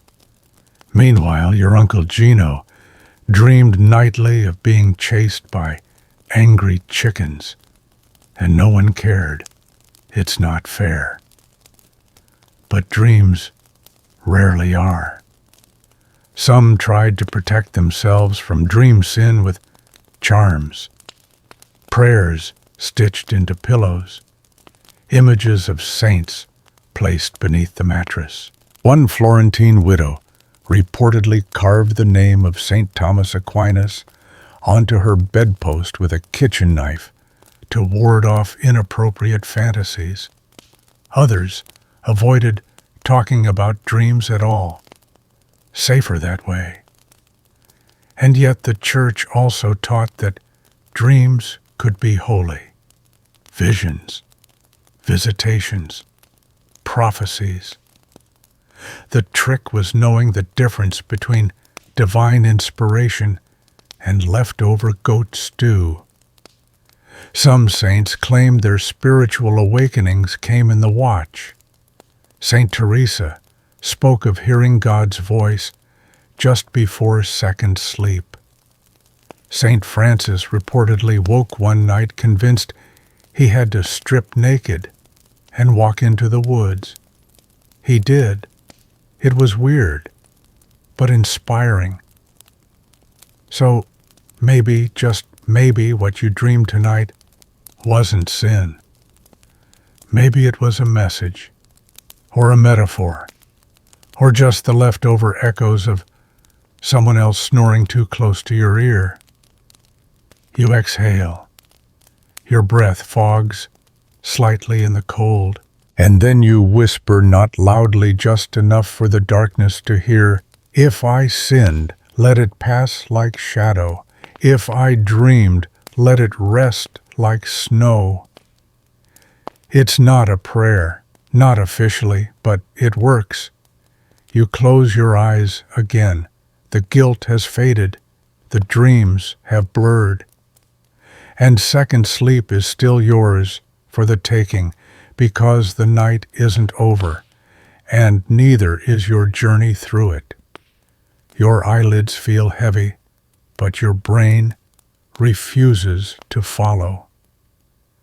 The room is quiet again, the embers long faded, and the air carries that familiar scent of wool wax and the ghost of last night's soup. You should be asleep by now, deep into your second sleep. But tonight, something different stirs in your mind. A fantasy, perhaps. Not of dreams or demons, but of elevation. You imagine yourself not in a shared bed, but reclining on a velvet-cushioned chaise in a palazzo high above the Arno. Your nightclothes are embroidered. There's a soft perfume in the air. Someone has brought you warmed milk, lightly spiced. You sip slowly, not from a chipped cup, but from a goblet of polished pewter. Because tonight, just for fun, you are no longer a modest artisan's cousin. You are noble, rich, and you're about to nap like one. See, nobles didn't just follow the sleep patterns of the common people. They refined them. And they didn't stop at 2 sleeps per night. No, they added naps, siestas, postprandial dozes, whole intermissions in the middle of the day structured as carefully as Mass. You roll onto your back and smile at the thought. In Florence and Rome, the wealthier classes often divided their entire 24-hour cycle into fragments: rest, rise, dine, rest again. A noble's day might begin late and end later. They didn't farm, they didn't bake. They certainly didn't rise for matins. Instead, they had the luxury of choosing when to sleep, and they leaned into it. A typical pattern: late first sleep after a long dinner and some lute music. A brief waking hour, usually spent reading or gossiping. Then a long second sleep. And later, in the heat of the day, a short nap in the camera di riposo, a chamber made just for lying around and contemplating ceiling frescoes. Nap rooms. In the 1400s, historians still argue whether nobles followed segmented sleep by necessity or by fashion. Some say it was natural, driven by the same circadian rhythms as everyone else. Others insist it was a sign of refinement, a performance of leisure. You lean into the pillow and imagine your own nap chamber. It has murals of classical myths, a bowl of candied almonds, a window cracked just enough to let in the scent of lemons from the garden, and no chamber pot in sight. Of course, nobles also had help: servants to warm the bed, fluff the pillows, stoke the fire, someone to check for bugs, someone to chase them off, someone to bring hot bricks wrapped in cloth to preheat the mattress like a slow-burning oven. And if you couldn't sleep, no problem. A steward might bring you a page from Petrarch, a glass of watered wine, a piece of honey-soaked toast, because nothing helps second sleep like a little sugar and a lot of poetry. You, meanwhile, are not noble, but the fantasy is comforting. You chuckle, remembering the stories of Duke Federico of Urbino, who reportedly slept sitting up so as not to wrinkle his doublet, or Lucrezia Borgia, who allegedly requested lavender pillows soaked in goat's milk to calm the humors before bed. Excessive, absolutely, but envy-worthy just a little. Even outside of Italy, noble sleep was a statement. In France, kings slept in open-canopied beds, so visitors could admire their posture. In Spain, court ladies were known to arrange their braids before second sleep, so they'd wake with graceful waves. And in Venice, some patricians trained servants to wake them gently between sleeps with a song played on a tiny harp. Not a bell, not a voice. A harp. You sigh. That might be too much, even for a dream. And yet something about that noble rhythm feels familiar. The idea of sleep, not as a block of time, but as a flexible pleasure. Something that bends around conversation, indulgence, quiet, reflection. Not rushed, not rationed, but welcomed when needed, like wine or music. In your real life, you sleep with relatives elbowing you in the ribs. You wake to street dogs howling at the moon and neighbors muttering about cheese prices. But in your noble dream, sleep arrives gently. No demons, no chamber pots, just soft linen and slower thoughts. The second sleep returns. Now finally, you feel it, like a carriage pulling up to the door of your mind, velvet curtains drawn. You step inside. No titles, no servants, just you, your body, and the quiet rhythm of the night. Because noble or not rich or poor, Renaissance or modern one, truth remains. You always dream in first person. You wake to chickens, not loud ones, just the distant cluck-cluck of feathered persistence filtering through shuttered windows like gossip wrapped in feathers. It's not time to get up. Not yet. But something's different. The rhythm is off. Because tonight you're not in a city.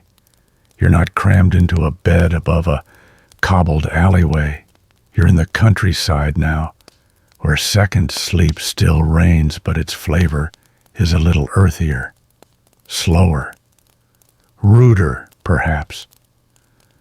The rural Renaissance night is a different beast entirely. You lie there, listening to the dark. No bells out here, not really. No great clock towers. Time is told by animals, by instinct, by when the pigs stop rustling and the dogs start pacing. Your bed is simpler wooden frame, scratchy wool blanket, and no canopy. You're lucky if the mattress isn't leaking straw into your socks. The window's cracked to let the heat out, which also lets in the buzzing whine of something with wings and terrible manners. Still there's peace, a kind of peace you never quite get in the city. And yet even here, segmented sleep persists. You've already passed through first sleep. The house is stirring slightly. You hear it, a creak of floorboards, someone rising to check the fire or the livestock, or maybe just to sit by the embers and sip something warm, because even on a farm the watch is still a watch. You climb out of bed quietly, not wanting to wake the others. There's a baby in a cradle nearby, a grandmother wrapped like a cabbage roll in wool, and two cousins who will absolutely throw potatoes at you if disturbed. You pad across the dirt floor toward the hearth. There's no fire, just coals. You blow gently. They glow. You feed them a twist of straw and coax a few flames back to life. Enough to warm your hands. Maybe enough to heat a bit of water. And here's the thing about rural nights, they feel older, less structured. The city watch is a time of poetry and politics, confession and confessionals. The countryside, it's instinctual. People don't necessarily talk about first and second sleep, they just live it. You sit by the fire and think about the day ahead. Animals to feed, bread to make, maybe a walk to the next village if the weather holds. But all that comes later.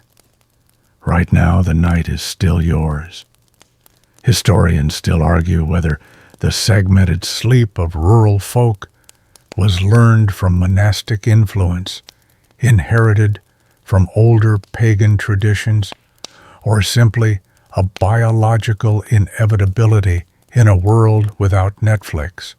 Some even suggest that countryside sleep was less interrupted, that farmers exhausted by physical labor slept straight through.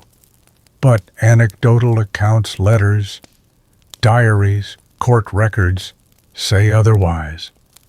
Plenty of peasants woke at midnight. Some used the time to mend tools, some to think. A few even to sneak out and visit.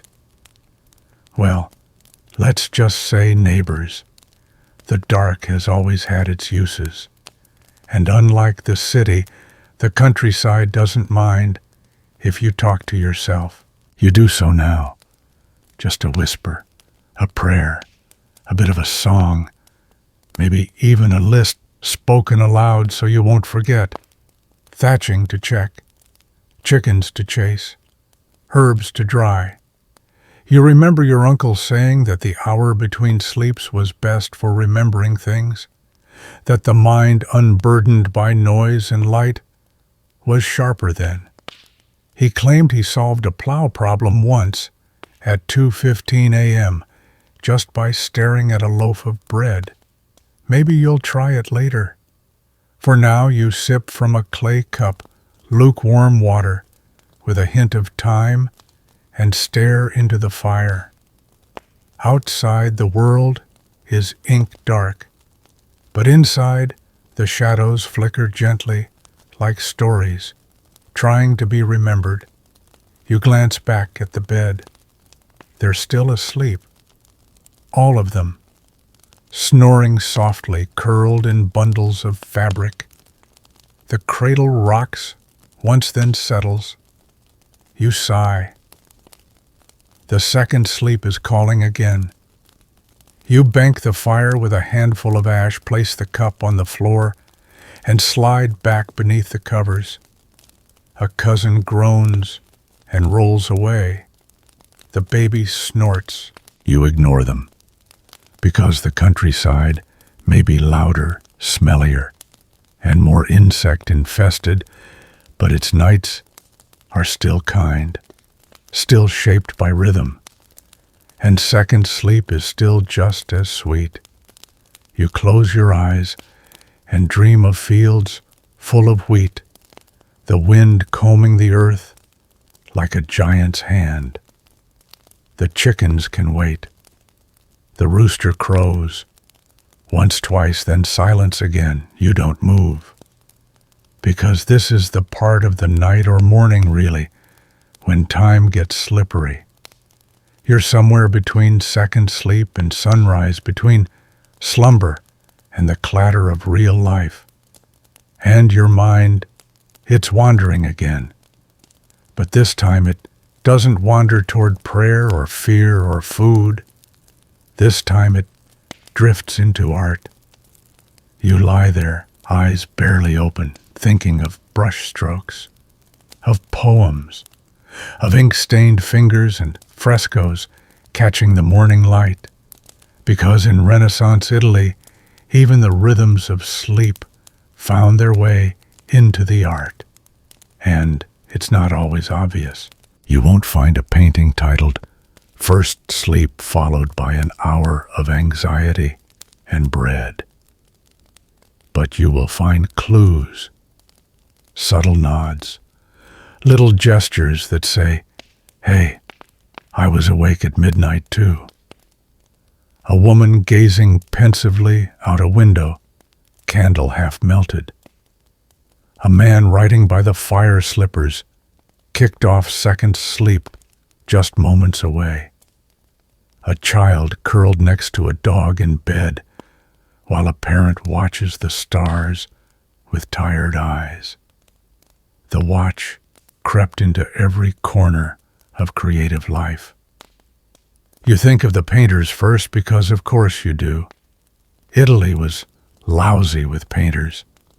In Florence, in Rome and Siena, every other doorway seemed to hide someone with pigment-stained sleeves and strong opinions about lapis lazuli, and many of them were night owls, not by choice necessarily, but by rhythm.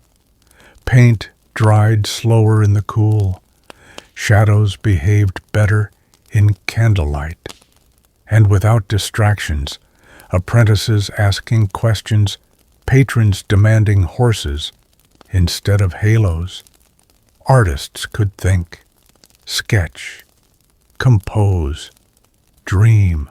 You remember reading about a young apprentice, maybe in Padua, maybe Milan, who claimed his best ideas came between sleeps. My dreams, he wrote, are lit with halos. I see wings where there were none. And always I forget them by breakfast. Even sculptors weren't immune.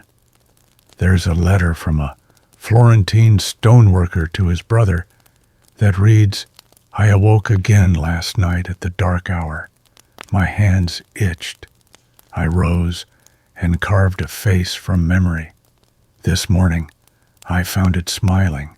Of course, some historians argue that artists weren't inspired by the night, so much as trapped in it, squeezing creativity into stolen hours because commissions filled the rest of their day.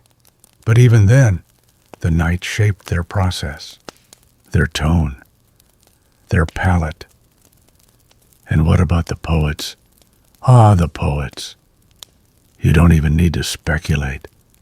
They told you what they were doing. Whole sonnets were born during the watch.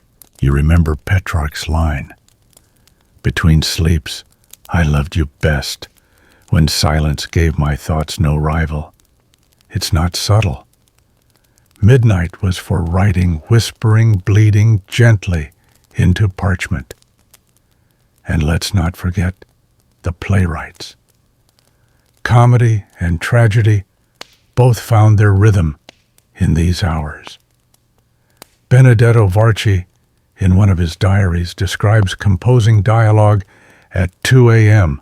while waiting for his dog to stop barking at a curtain. He then added, the curtain was empty. The thought was not. You smile in the dark because you get it. You've been there. And then there are the woodcuts. If you ever see an old print of a small Italian home at night, pay close attention.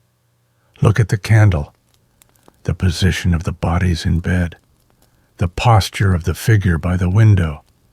These aren't accidental compositions. They're snapshots of la veglia, the wakeful watch. One Venetian woodcut shows a mother nursing a baby at night, a toddler beside her, staring out the window at the stars.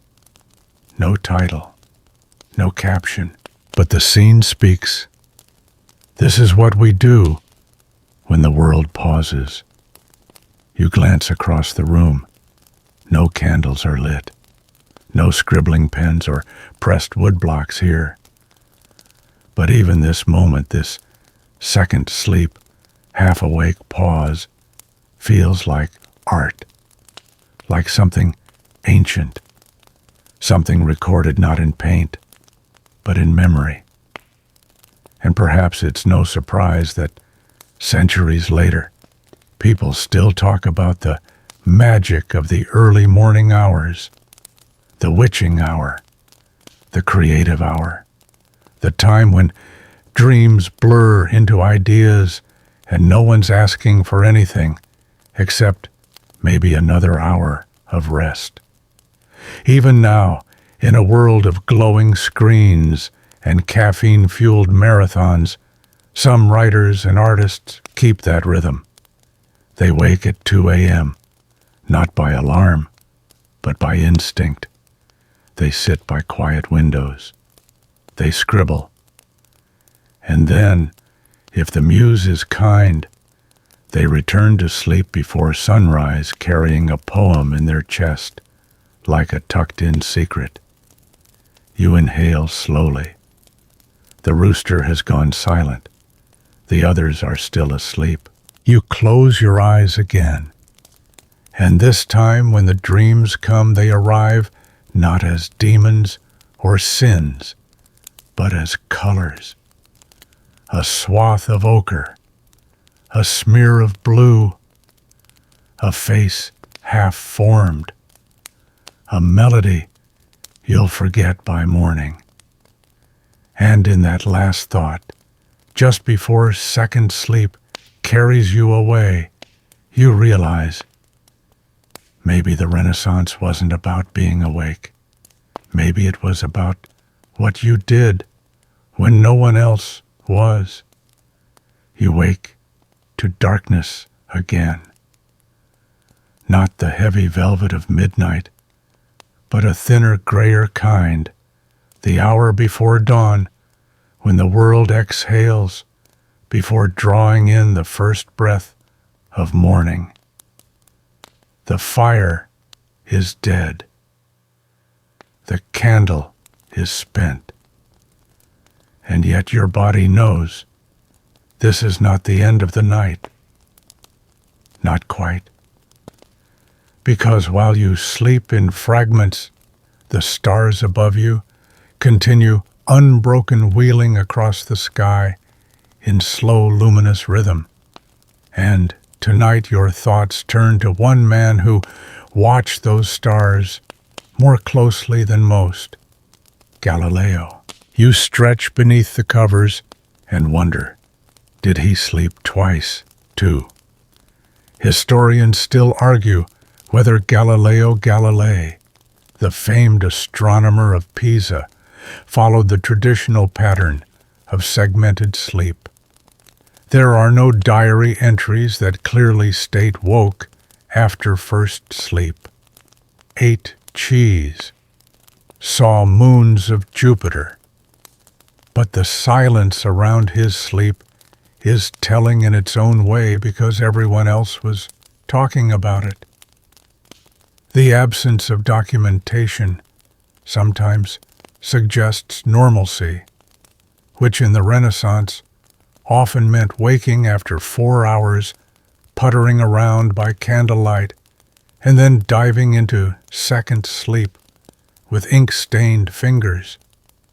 And given Galileo's habits, long nights spent with telescopes, scribbling notes by flickering lamp, sketching craters and orbits, it's not hard to imagine him wide-eyed at 2 a.m., muttering about Jupiter's moons, while a servant tried to convince him to eat something.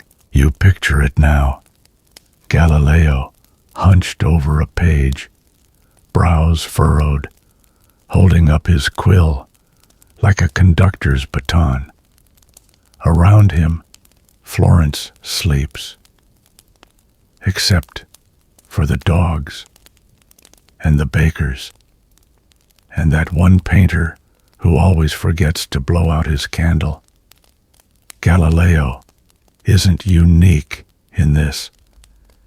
Many thinkers of the time claimed their clearest insights came during the watch. Cardano, the Milanese physician and mathematician, wrote of midnight as the hour of clarity when the soul stretches out its fingers. Even Da Vinci, chaotic as he was, maintained irregular polyphasic sleep, though whether he did so out of genius or indigestion is anyone's guess.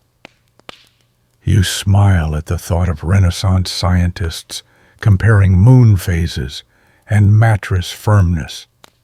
Still, there's something beautifully ironic about Galileo, man of science, enemy of superstition, functioning within a system of sleep shaped by religion, biology, and folklore, because while he measured the stars, the bells still tolled.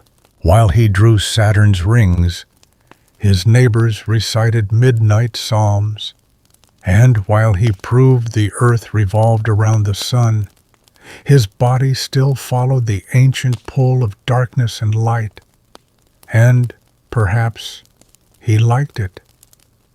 The night offers a certain freedom after all. Fewer eyes, fewer expectations, no courtiers asking questions, no inquisition poking around just yet, just him his telescope, and the infinite dome of sky. You wonder if on those clear Tuscan nights he ever looked up, not through a lens, but with his own tired eyes, and felt the watch hour not as a pause in sleep, but as a private audience with the universe. After all, that's what the watch is, in many ways, an interval of solitude, of stillness. And for the curious mind, there's no better hour. It's quiet now in your room, no one stirs, the coals are long cold, but your mind continues turning. You think of Galileo imprisoned in his later years, sentenced to house arrest for heresy, his movements restricted, his books banned. But they couldn't take the sky. Even in confinement, he wrote. He thought. He slept perhaps still in two parts, dividing his rest the way he once divided the heavens. There's something comforting in that even as the world shifted scientifically, spiritually, politically, the body held on to its rhythms, its rituals, its dark hour awakenings. You roll onto your back and imagine yourself as a small point of light on the turning earth, somewhere between sleep and waking candlelight and sunrise, superstition and science. Just like Galileo, the window begins to pale, a faint light, not bright enough to rise, but bright enough to hint. Dawn is coming, not fast, but steadily. You close your eyes again. The stars are still up there, even if you can't see them, turning, always turning. And sleep, blessed, baffling, segmented sleep, remains as constant as gravity. Something shifts in the air. You can't name it at first. The room still feels the same quiet, cool, dim, but there's a subtle difference, a softness to the dark, a faint lightness along the floorboards. The second sleep, though, still clinging to your limbs like a heavy cloak, begins to loosen. It's the season, you realize, because in the Renaissance, sleep wasn't just shaped by bells, religion, or superstition. It was shaped by the seasons. You could feel it in your bones. In winter, you slept longer. Nights were generous, stretching their dark wings across 14 or even 15 hours. First sleep could begin shortly after sunset.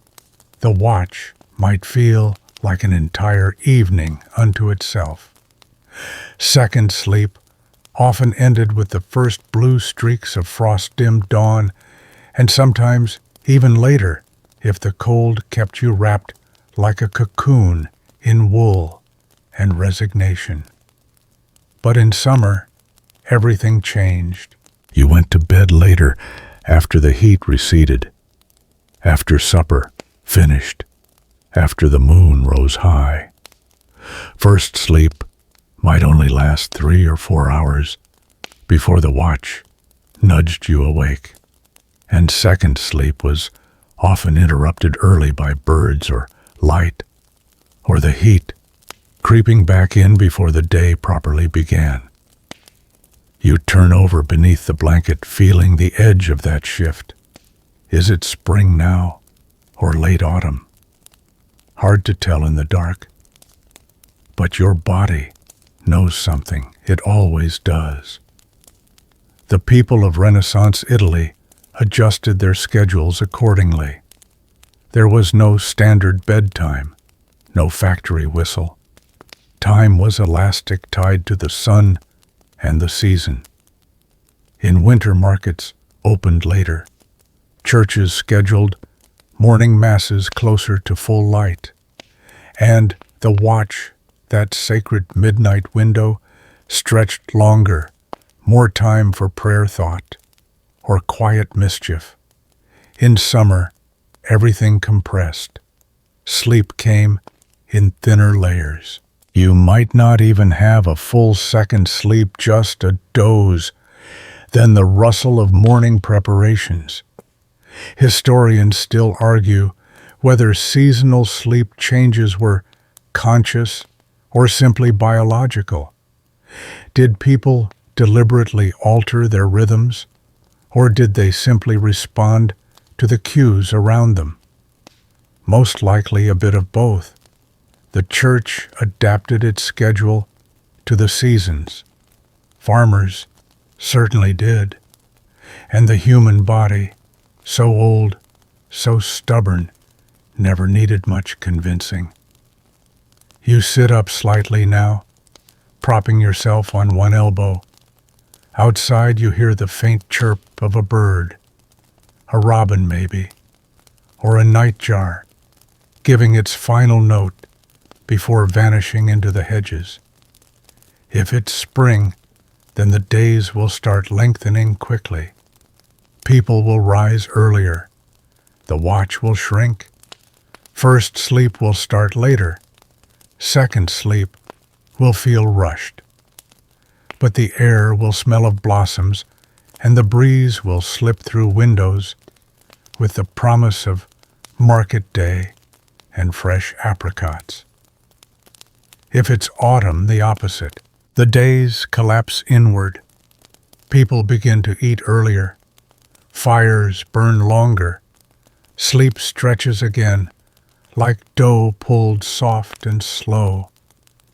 And dreams, those whispered flickers, become deeper, stranger. You remember your grandmother saying autumn dreams were the ones that told the truth. Spring dreams lied. Summer dreams were shallow. Winter dreams were like prophecies wrapped in frost. You weren't sure what she meant. But now, in this soft hour between dark and light, you think you understand. Sleep wasn't just a function. It was a seasonal performance. Every month the body rewrote the script. Even clothing changed with the sleep seasons.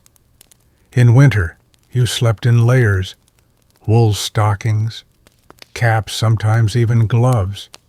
In summer, just a thin chemise or linen shift. Some nobleman bragged about sleeping nude during July, calling it Roman style. Physicians cautioned against it. Something about humoral exposure, which translated meant you'll catch a death of something. And the bedding. In wealthier homes, beds were redressed twice yearly. Heavier quilts added in November, linen swapped out again in May. Mattresses were fluffed. Curtains were drawn or tied back. Even the smells changed: winter with cloves and pine, summer with lavender and lemon balm. You wonder how many people even noticed, or if it all just happened quietly, like second sleep itself. Reliable, inevitable, and always adjusting. You lie back down. The light at the window is slightly stronger now. Not morning yet, not truly, but close. You try to return to sleep, but your thoughts are still swirling. Because sleep in Renaissance Italy wasn't one static thing, it was a river, a cycle, an agreement between you and the sun, between your body and your world. And whether you were a monk rising for matins, a baker feeding the flames, a mother wrapping herbs in her pillow, or a student scribbling poems beside a flickering taper, your sleep danced to the same tune. It just changed tempo with the season. You smile. Because tonight, whatever season it is, whatever century you're in, you've remembered something important. Sleep isn't linear. It's layered. And second, sleep is never truly the last. You're still lying down, but now you can feel the change all around you. Not just in the room, though. Yes, the walls are beginning to glow with that faint gray of pre-dawn, but in something deeper. A rhythm, a shift, something slipping away. Because whether you like it or not, the world is changing, and with it your sleep. You stretch under the blanket and think it wasn't always like this. And you're right, because not long after the Renaissance, something began to crack the centuries-old habit of sleeping in two distinct parts. Something small at first, something flickering, something warm and dangerous and bright. Firelight, but not the kind you're used to, the hearth or the candle stub burning low on the windowsill. This was artificial light, gaslight, oil lamps, and later, electricity. With that, everything began to shift. Before these inventions, night was expensive. Candles were precious. Oil cost money. Most people simply didn't have the resources to flood their homes with light after dark. So they went to bed early. They followed the sun. And yes, they woke in the middle of the night. But as soon as you could choose to make light cheaply, widely, safely, something old and quiet began to vanish. People stayed up later. First sleep pushed further into the night. The watch became noisy, less contemplative. Second sleep shrank, then dissolved. Historians still argue exactly when this shift occurred. Some say the 18th century with the rise of street lamps and factory bells. Others point to the Industrial Revolution, when workers' schedules were pulled into rigid blocks and artificial timekeeping replaced the bells and birds. And yet, even in the 19th century, medical journals still reference first sleep and second sleep. Even Charles Dickens wrote about it. In his Household Words, he describes waking from first sleep as a perfectly ordinary thing, but bit by bit, it faded. By the 20th century, most people no longer remembered what it felt like to wake peacefully in the dark and not feel guilt. Wakefulness became insomnia, a problem, a thing to be solved with pills, screens, or podcasts about optimal morning routines. You lie there and think about how strange that is. That something once so normal, so shared, could disappear in barely a century. Not because we evolved, but because we were trained. You think about clocks, about how once they were church bells and sun shadows, and now they're glowing numbers on a screen inches from your face. You think about factories and how they demanded regularity, shift work, 8-hour sleep blocks to match 8-hour workdays, as if rest could be clocked in like labor. You think about coffee sweet black, bitter, flooding Europe in the 17th and 18th centuries, turning mornings into engines and making second sleep feel lazy, indulgent. And you think about how even now you're expected to sleep like a machine in one go straight through from point A to point B. Efficient, quiet, private, But you remember a time not just as history, but as sensation when sleep was a conversation, a rhythm, a shared act, something communal. And even though the world told you to forget it, your body hasn't. Because some nights, even now, you still wake around 1 or 2 a.m., not anxious, not alarmed, just aware. And you lie there. Maybe you get up. Maybe you think. Maybe you write something down. Or stare at the ceiling. Or listen to the house. Breathe. That right there. That's the watch. Still alive. Still there. Hidden beneath centuries of brightness and noise and expectation. Some people are rediscovering it. Sleep researchers speak of biphasic sleep now, as if it were a modern trick, a biohack. But it's not new. It's ancient. It's yours. You breathe slowly. Second sleep is still possible. You know it. Your body remembers. And maybe, just maybe, you're not broken for waking up in the middle of the night. Maybe you're old-fashioned, in the best way. You blink slowly, caught in that fragile sliver of time when sleep begins to loosen its grip, but the day hasn't quite claimed you.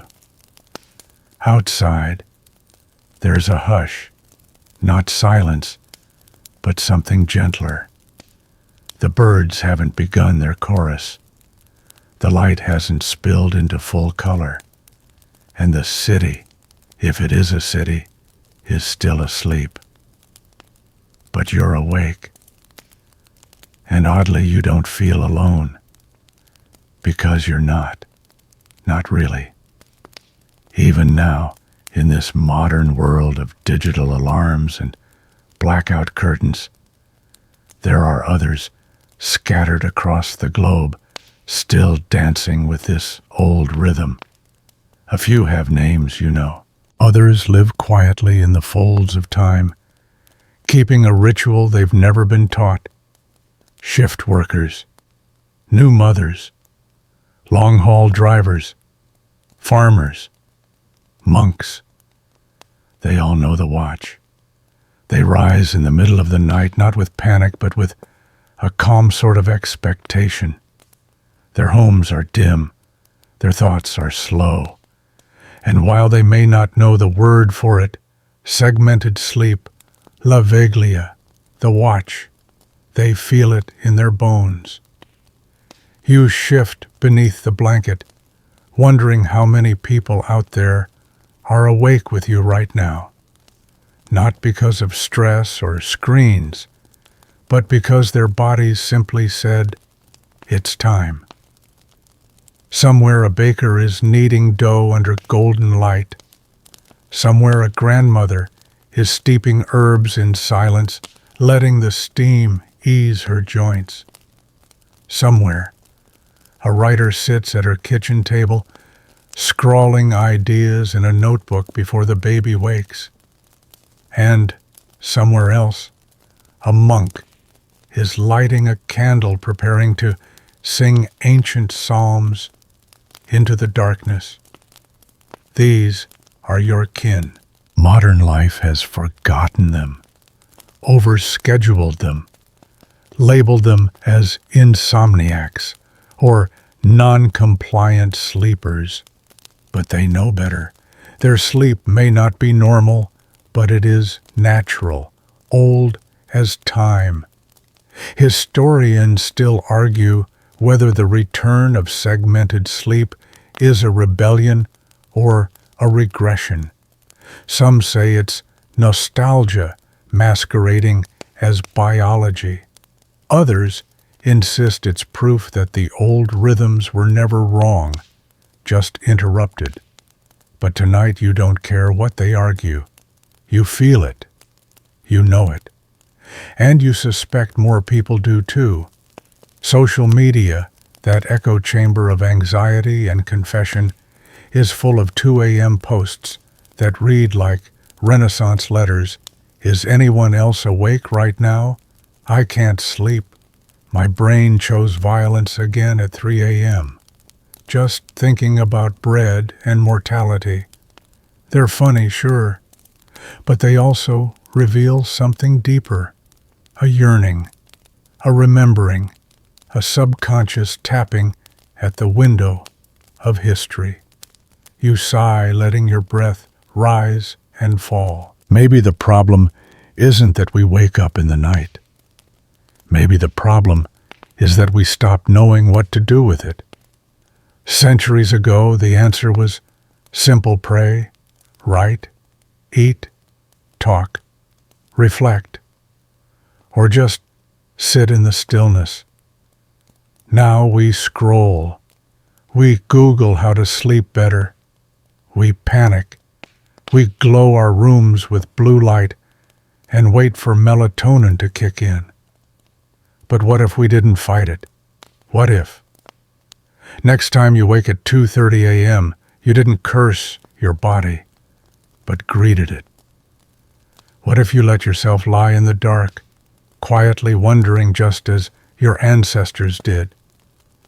What if you brewed a small tea or wrote a letter or whispered a few words into the quiet? Not because you were broken, but because you were ancient. Because in that moment, you are not failing. You are simply joining the watch. An old tradition carried silently through time, body to body, generation to generation. Unrecorded, uncelebrated, but unbroken. The room is beginning to brighten now. The first thread of sunlight slips under the shutter. Someone across the street yawns. Another rooster makes himself known. It's almost morning. Almost, but not quite. So you pull the blanket higher, close your eyes, and smile. You still have time for second sleep. And for just a little while longer, you're not in 2025. You're in 1525. And everyone you've met tonight is dreaming or waking or watching, just like you. You lie there, barely moving. The room is beginning to shift, its edges softer, its corners grayer. Not dark, but not fully lit. The candle stub on the table has cooled into waxy silence.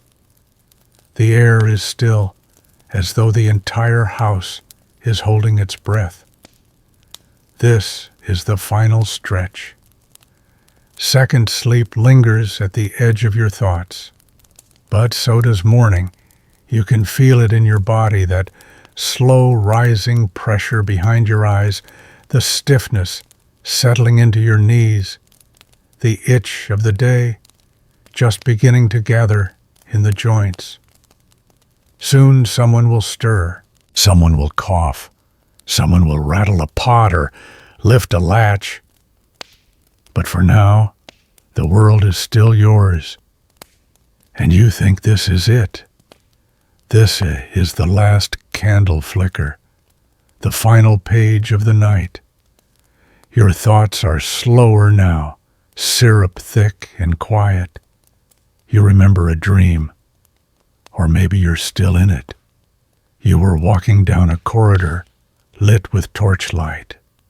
Each door you passed whispered a name.